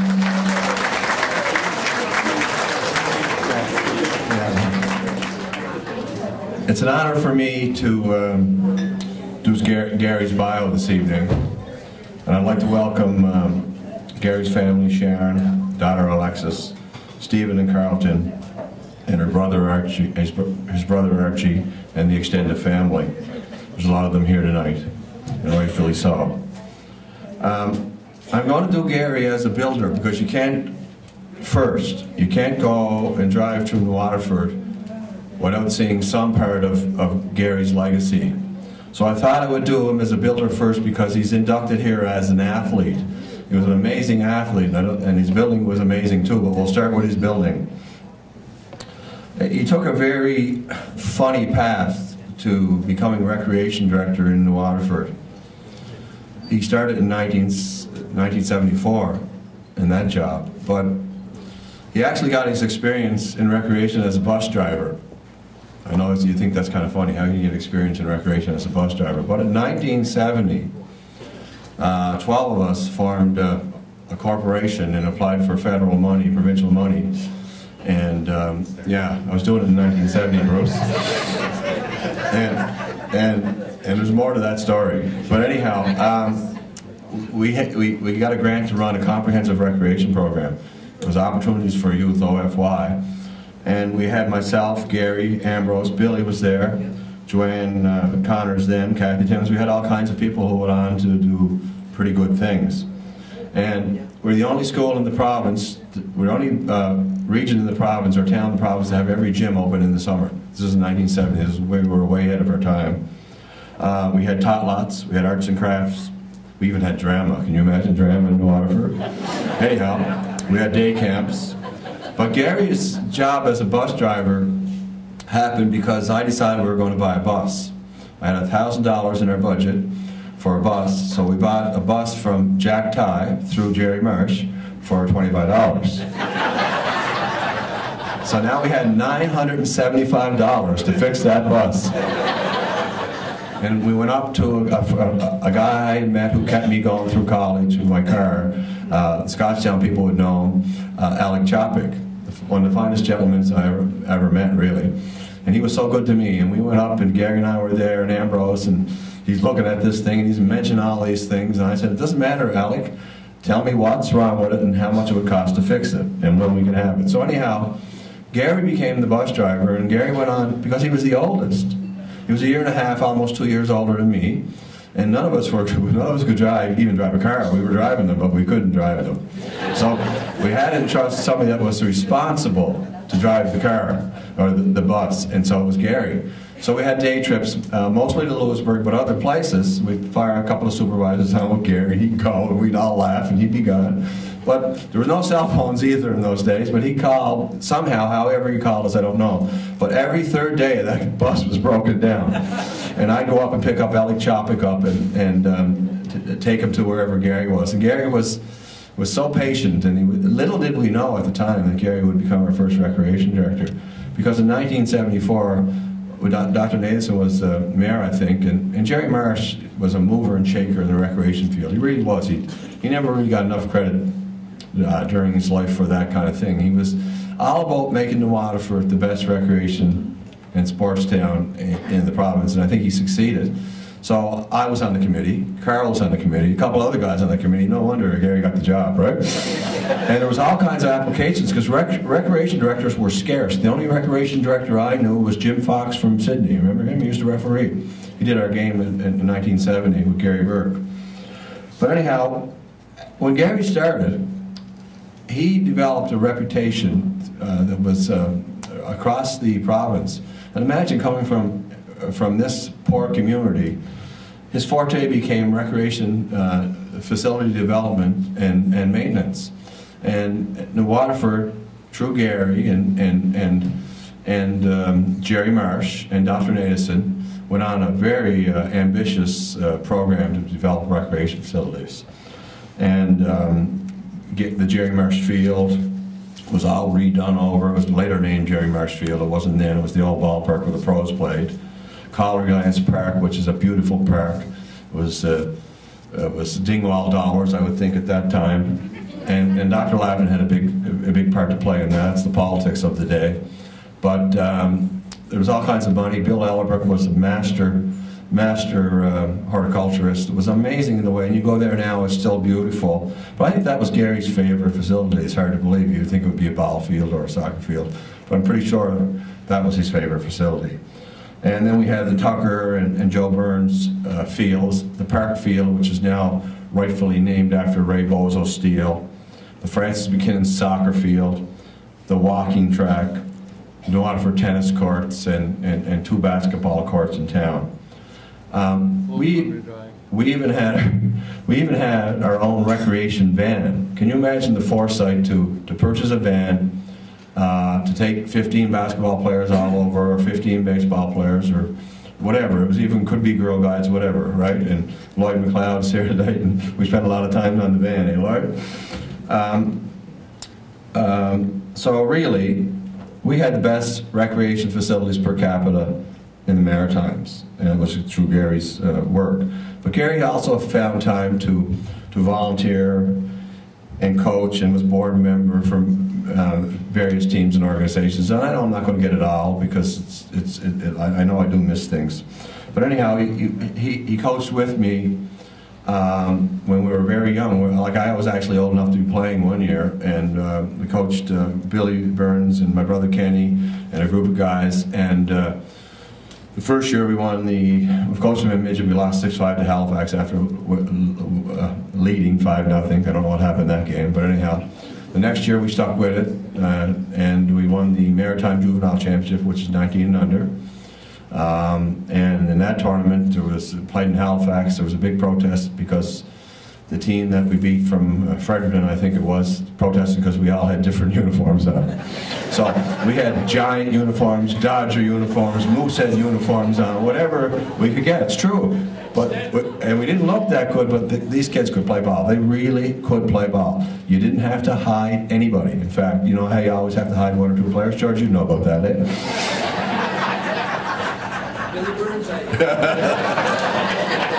And the next year we lost in Bathurst. I was at St. FX. They picked me up. We went to Bathurst. And we lost in a thrilling 1-0 game after 3 rainouts against Philip Hatch, who later pitched for the national team. But we had a good ball team, and Gary was a big part of that program. He coached many Cold teams. He coached at UCCB, the men's soccer, and that's now CBU, as you know. And he was an outstanding basketball referee. I hate to even think that there could be an outstanding basketball referee. That just doesn't seem to be in my culture. But if there was, Gary was. I don't think Billy is, but Gary is. He's board of directors of Cold, and you all know Cold, like, well, we never thought Cold, we were dreaming. We thought that we could ever develop Cold to what it became. We had no idea what it was going to become and how it could become the fabric of this community. But Gary was a prime mover in that. He was on the board of directors of the Cape Breton Colonels major midget hockey team. Him and Jim Melvin and Joey put a lot of time into that. And he was on the 1985 mission staff for the Canada Games. So that's significant. If you're selected to be on a mission staff, that means your peers in the province recognize you as a good leader. But it's really Gary's athletic accomplishments that set him apart and put him in this category. In a category with Donnie's good friend Donnie McCauley, George Hughes, Billy Burns, and of course Charlie Pyle. I played with Gary first. It was kind of weird. I played soccer one year. Gary was on the provincial Carl Marsh's first soccer championship at Mount Carmel, which was at the headmaster's A level, and at that time A level was just over 300, so sometimes we fluctuated from A and B. We could have 298 in school or 304. If you had 304, you were playing A. Well, leave it to Carl. I remember watching those guys play, but Carl took that squad and they won the provincial championship, which was pretty good at the A level, better than pretty good. And then in 1966, the Mount Carmel squad, which I happened to be on, won it also at the A level. But my soccer story was kind of weird because I always thought, who would be an idiot enough to play soccer on a dirt field? Like, it's bizarre. The fields were, people probably don't realize this, but the fields were rocks and boulders. And so they were out on the field for a couple of weeks doing all the physical stuff and training before the game started, and I was shooting baskets in the gym. I thought I was in heaven. Mr. Gillis would give me the ball, and I'd play by myself shooting baskets, and I thought I was in heaven. One day I went down to get the ball from him, and he said, no, you can't go in today. And I was devastated, right? I didn't know. He said, you're playing soccer. And I'm thinking, the dirt field, are you serious? 6'2", 145 pounds. And he says, you're playing soccer. And I said, oh, I don't think so, sir. I really don't think so. He says, I got a great spot for you. He says, you can play center forward. You don't have to come back over half. Well, then he had my interest. But anyhow, Gary was the best player on that team. And I'm telling you, there was a lot of soccer players on that team. Dougie McSween was on that team. I don't know if there's anybody else here that was on that team. Jerry McDonald was our goaltender. I don't think they scored on Jerry until the last game of the year. Is that right, Jerry? Yeah. So, I mean, that was an awesome team. But if you know soccer, it's the forwards get the glory, but the halfbacks do the work. And Gary was the center halfback, and Henry Hawk Hogan was unbelievable, and they were just unbelievable. But anyhow, an interesting story was we're playing the pretty boys from Antigonish. They all come in, and they got the varsity jackets on, and running around the field. And anyhow, they drove up on the field one day, and Marshall DeVoe was carrying the mail because we had a couple of buildings, as you know, intermediate and high school, and Marshall's going from one school to the other with the mail, and the bus pulls in, and the bus driver gets off and says, "Where's the soccer field?" And Marshall says, "You're on it." Well, you should have seen those guys running around before. You know how you used to run around half the field? Well, they were scared. George Fee and those guys, George. They were scared to death. And it was just amazing. We beat them 7-0 because they were afraid to move, but we beat them pretty bad in Antigonish. And you should have seen guys like Gary and Hogan play on the grass field. They were even better on the grass field. They were amazing soccer players. And Gary went on to play soccer as a primetime midfielder at Xavier College under Bucky Buchanan and Jack Porter. I played a season there. And he also played with the Trojans, New Waterford Trojans. In basketball, I think Gary kind of started that late. Graham Passerini could attest to this. There was a pile of us. Colonel McClellan would be one of them. Carl got us in the gym in grade 7. We used to go down every day to the Strand gym when grade 7. Rattler McPherson, remember that name? Battler McPherson used to take us in, and he really was not he's no Richie Spears, George Hughes. He just opened the door for us and and was good-natured to us and let us play. And a lot of good players came out of that, very good players came out of that system. But Gary was off playing hockey, I think, then. He wasn't into that. But when I played basketball, when I got on the basketball team, Gary was on the basketball team before me. And I guess you would, wasn't called that in the state, but Gary would be more of a power forward. He'd be about 6'1" at the time. And we had a successful team. We won, in 1965, we won the Headmasters B Championship after losing our best player. It was tragic. Best player was lost in a car accident, John Blair Hutchinson, in February. That was just before the playoffs.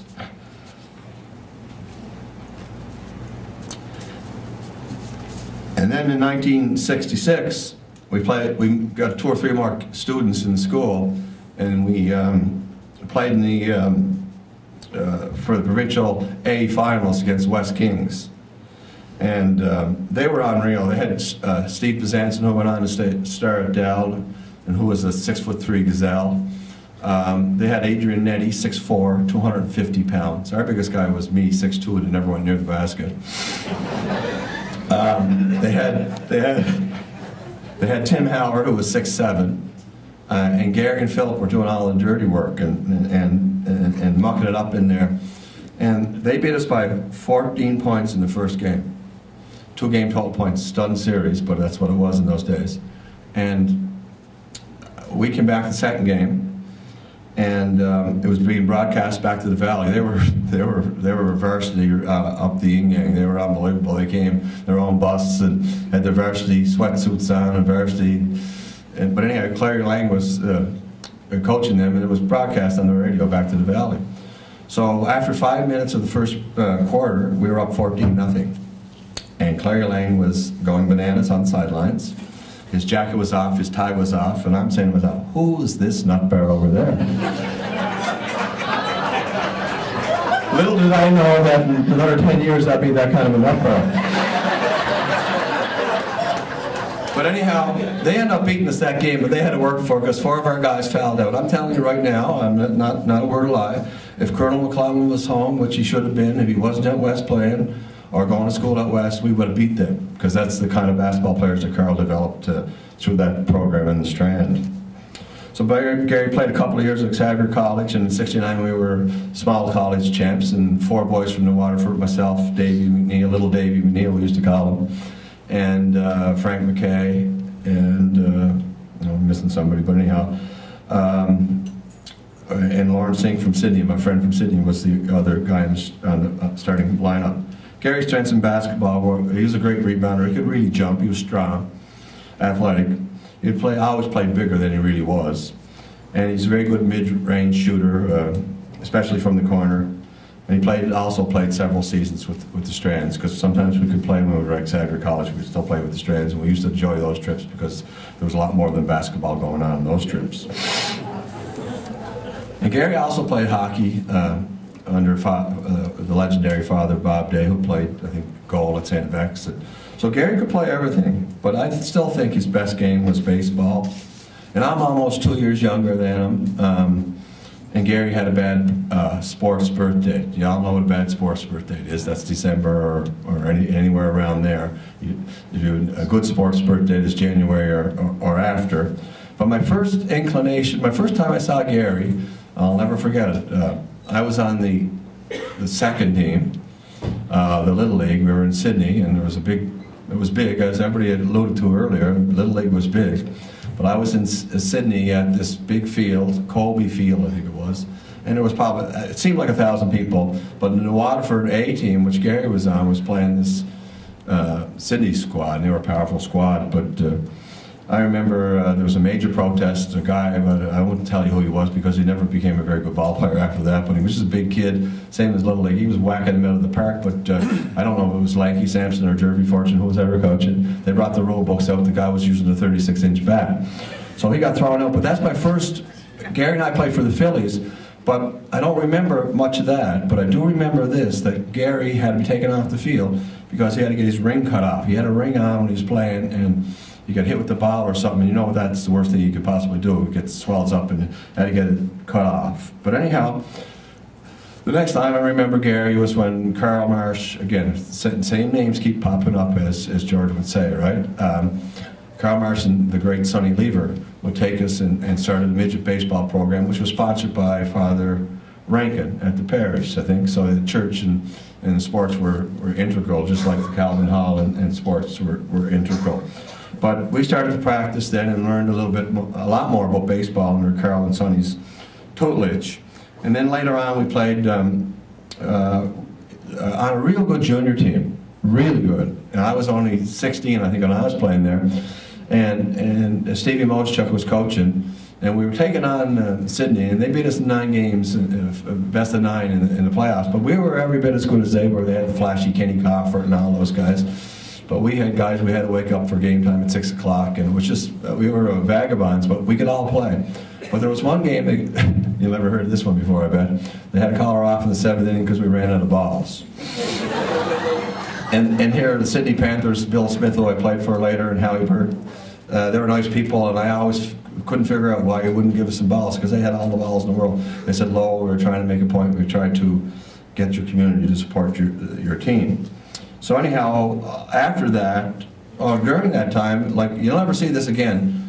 Gary and I, and Tony Burns, Billy Corbett, 4 or 5 times a week we'd get a couple of balls, get somebody to hit them to us, and we work on our infield play. Like that, you'll never see that, where guys will go to the field by themselves and work on double plays, balls in the hole, balls to your left, bunt situations, all by ourselves with stuff that Carl taught us and probably my father would have taught us too, right? But Gary and I and Tommy ended up in Sydney, playing for the Sydney Panthers under Bill Smith and Howie Burt, and legendary Eric Parsons was our coach. And Eric taught us how to compete. He was tough, hard-nosed guy, but a fair guy and a very great baseball player. We won the Nova Scotia title 1 year there. I could never tell you what year that was.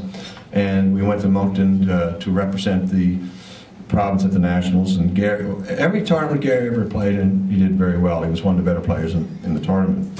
And then one year, in 1974, Freddie Compton put a team together with a bunch of vagabonds. I was in summer school, and Gary was here, and we brought some juniors up. We played, we won the Nova Scotia title. Bobby Gillis was the ace. I don't know, he won 2 or 3 games, and went out to North Battleford, Saskatchewan, and finished second Canadian senior tournament, but a team that never practiced together, or some guys didn't even know each other's names until we started playing. But they were all good ball players, and they were well coached, because Bernie could certainly coach it. That's another New Waterford guy. It's another name that keeps popping up.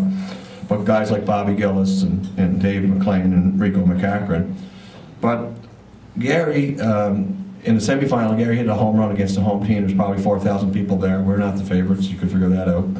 And Gary hits a home run, and then a little while later he gets upended at the plate, breaks his leg. So we went down 4-1 in the final, and I really feel that if Gary would have been playing that game, because he was really hot. He had a couple of hits the game before, and so that really took the sting out of us. And then he went on in 1977. We were both members of the Sydney Sooners when we started the Nova Scotia Senior Baseball League, and we lost. We won the schedule. We used to fly Bobby Gillis in every week from Toronto, much to the chagrin of St. Peter's. And then we used to do some tricks. Bernie used to do some tricks. They'd bat 5 right-handers and then 4 left-handers, and then we'd have a left-hander playing first base. And when the left-handers come up, we'd switch the pitchers, and then just driving them crazy. The rivalry was just off the charts. I remember games, there was 3,000 people in there, and everybody's going nuts. But we won the schedule, but we lost in the finals to Yarmouth and Keith Bridgehill, a junk pitcher type guy who could really drive you crazy, but he could pitch. But Gary was the best shortstop in that league, easy, and he was that for several years. And he was, you know, his attributes as a ball player was, he was a slick fielder, he had great hands, he had a strong arm. He was tailor-made for the dirt-skinned diamonds, right? That's because he's big and rangy. And he could hit for power and average, and he never got cheated at the plate. One thing about Gary, he always got his swings. But there's nobody more competitive than Gary. And probably nobody more stubborn. He might be the most stubborn man I ever met. And I can remember one game in Sydney, we're in a big game, and I'm in center field, and he's playing shortstop, and he boots one, and it was rare, but he did. He booted one, and then he's cursing, and he's kicking the dirt, and this and this. Guys are flying all around the bases. The place is a pandemonium. I come in and get the ball in, and a couple runs scored, and we get them out at the end of that. We're coming off the field. Wow, you never heard. This woman in the stands, she gave him, I never heard a guy get a tongue lashing like this guy did. It was unbelievable. She was calling him everything under the sun.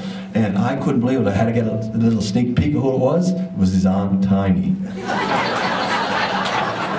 So I guess he paid for that one. And so now, but you know what? Gary was a great teammate. The boys from Sydney, they love Gary because he was an outgoing personality. He played hard, but he partied just as hard. Eh? So they really liked Gary. He loved to sing and the sing songs and the camaraderie when you play with guys that you thought were your enemies and you end up playing with them, you know. So then, and now they have the MVP of that league. It's named after Gary, so it's the Gary McDonald Award. So that tells you, like there's been 3 shortstops in that league. I follow baseball pretty good. Gary was the first good shortstop in that league, and then there's Greg Marquis who played from Dartmouth, and then there's a young kid, well he's not young, Ian Lockhart from Kentville. They're the best 3 shortstops in that league in the last 35 years. Then Gary went to play with the Dodgers, and we hosted the Atlantic Senior Baseball Championships in 1991 without even being in the league. It was major baseball politics going on at the time, and we were on the right end of the baseball politics. So much to everybody's chagrin, the Maritime teams and the Atlantic team in Newfoundland were all here, including the Sooners, and they weren't very happy about that. We picked up some guys from, we only had second choice on the players because the Sooners got first choice, but we picked up some real good players, Chet Boudreau, Barry Marchant, and they had real good, we had some good players here though, obviously, we wouldn't have tried that without that. And we almost won that, but again, Gary gets hurt in the game before the final. He gets a hard ground ball off the wrist, and he was out. And I'm sure I thought we would have won that if we didn't lose him. So he had a lot of rough luck with like that kind of getting hurt and stuff like that. But he also was a very good softball player, although that wasn't his passion. He played with the Raiders, and he played with myself. I played 1 year with the Hawks. We won a provincial championship, and I think he played another year. But you know, as far as, I'm a little biased, as far as I'm concerned, he's one of the best all-around athletes that ever come out of this town, even though he's a friend of mine. He loved and respected the game, he played hard, and he had loads of talent, and he was a great teammate. So it's a special honor for me to call members of his family forward to receive this plaque signifying his induction into the New Waterford and District Sports Hall of Fame, an honor which is greatly overdue. Thank you. I'm going to call his family up.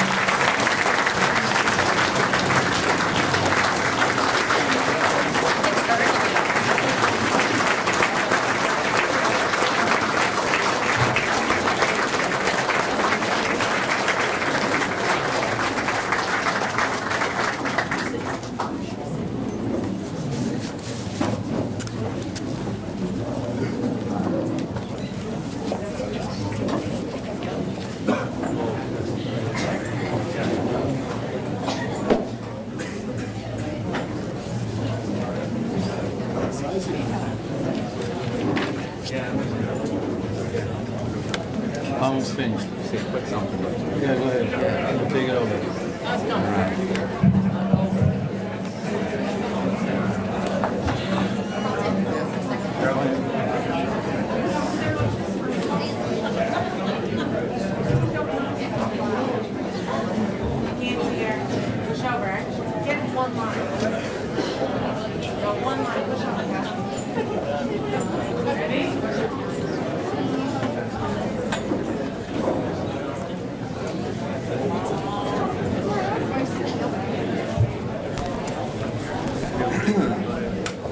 Thanks, everybody. Just want to thank everybody for coming for this great evening. All the athletes who've been inducted into the Waterford District Hall of Fame. It's awesome. Everybody here has a story, a memory.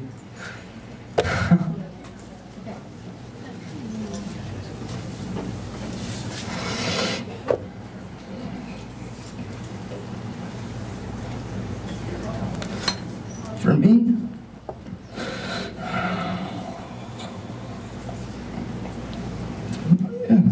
sorry.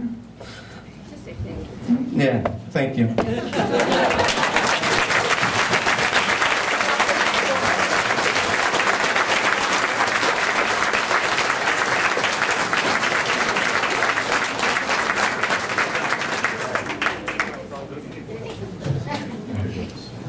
Well, folks, just a few more minutes and we'll wrap up, but I got to tell you a couple of things first. Lowell mentioned drama in New Waterford, and if there's anything I ever learned about New Waterford, Buzzy Connors, who I all know, told me one time, he said, there's two things the guy in New Waterford never does. First one is he never walks down Plummer Avenue carrying an umbrella. And the second thing is he never walks down Plummer Avenue carrying an umbrella. And George, I want to say one thing from last year. I know I repeat this again, but some people have heard this, but I met a friend of yours in Halifax, and this friend said to me, I want you to tell me the truth, that the stories George Hughes tells us about New Waterford in the 50s are not true. And I said, whatever George tells you about New Waterford in the 50s, they are true. For example, here's the example I used. I said, the guys, when they played horseshoes, they never even bothered to take them off the horse.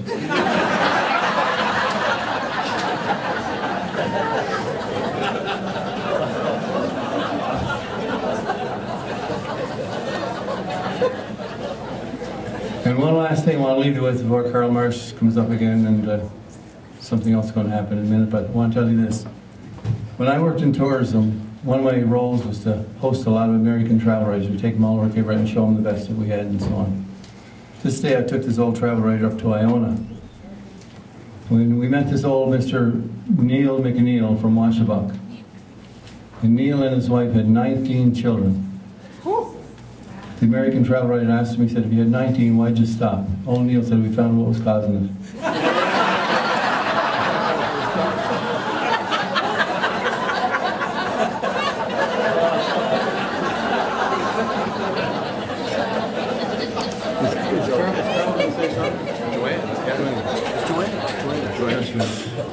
Joanne's on now.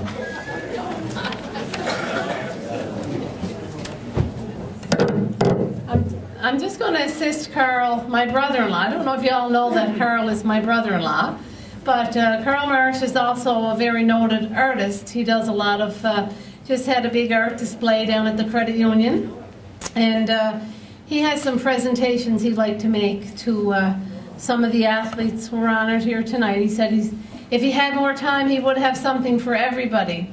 But just before Carl comes up, I just want to answer one question that I have been asked many times, is that as being a member of the Hall of Fame committee, is that why are not more women honored? So I'm going to answer that question for you right now. It's because in those days, before the advent of the pill, the women were home rearing children and changing diapers while the guys were out playing.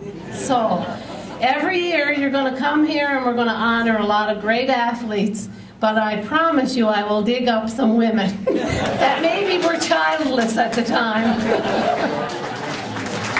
Okay, come on up, Carl.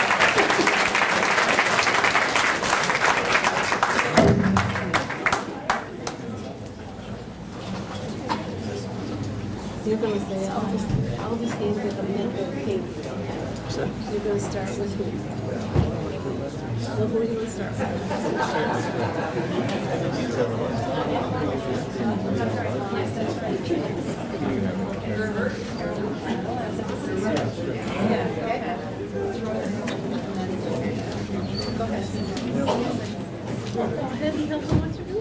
I'd just like to present a drawing I did of Charlie Pyle to his sister, Marguerite.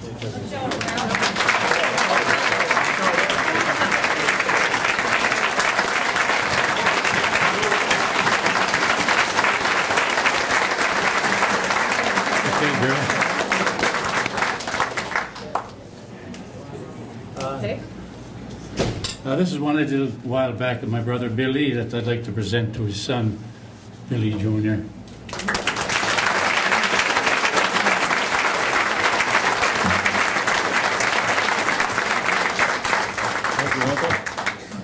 And you got another one. Joanne's got it.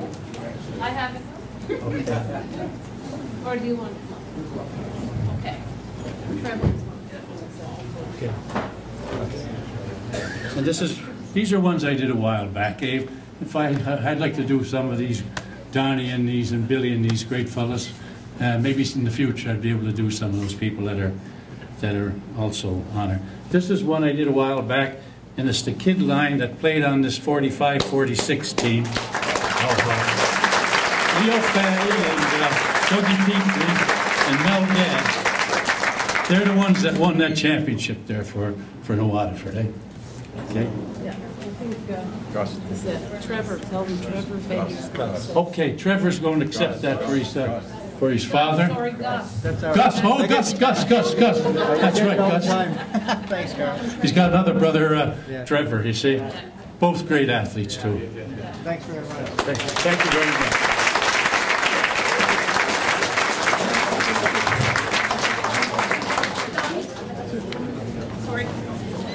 Don't forget the Scotchtown Raiders and 10 pennies, and this is the last night I'm ever going to utter those words. Don't forget to go and get your pictures taken when it's all over, okay?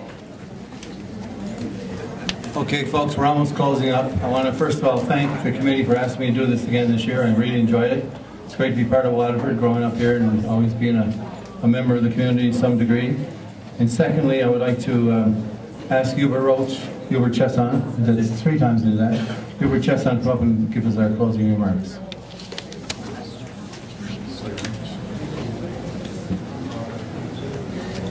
Well, the last speaker of the evening. This is the time of night when everybody's yawning and looking at their watches. But as a former teacher, that doesn't bother me, so I will be quick and I'll stick to the script. So. Oh, wow. You know, what a great, amazing sports heritage we have here in the Waterford District. I'm so pleased to be a member of the Hall of Fame committee, consisting of dedicated men and women who are involved in researching, documenting, and preserving the rich sports history of our area.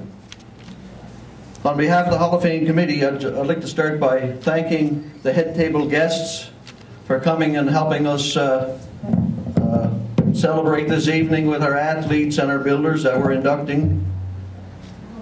We'd also like to thank Donnie Blackwood for a great job of emceeing.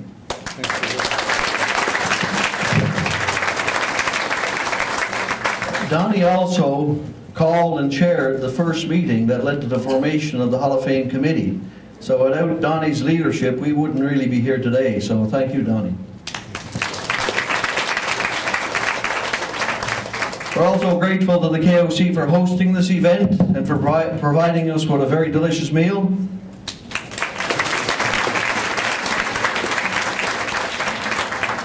We thank the family and friends of the athletes and builders for their presence here today. And last but certainly not least, we thank the athletes for their memories. I can recall as a young teenager watching the likes of Les Gillis bobbing and weaving and floating like a butterfly with quick hands that certainly stung like a bee. Also, remember sneaking into the ballpark in the Waterford here to watch the Giants play, the Steel Kings and the Ramblers and such. Scotchtown Raiders and the Waterford Strands left lasting impressions, I think, on most people here. It is a privilege to be serving on the committee to help preserve these memories for generations to come. As the ceremonies are coming to a conclusion, the Hall of Fame committee would like to invite you all to stay, to enjoy some background music. I think the bar is going to be open. Yes, the bar will be open, and I'm sure that you will all enjoy stories and reminiscing that I'm sure will be taking place during this time. And before I leave, those of you who have not, the athletes who are honored tonight, who have not had their pictures taken in the back room there, there's a photographer, and we'd like to have all your pictures taken so that we can document this for prosperity, for future generations. Anyway, again, thanks for the memories.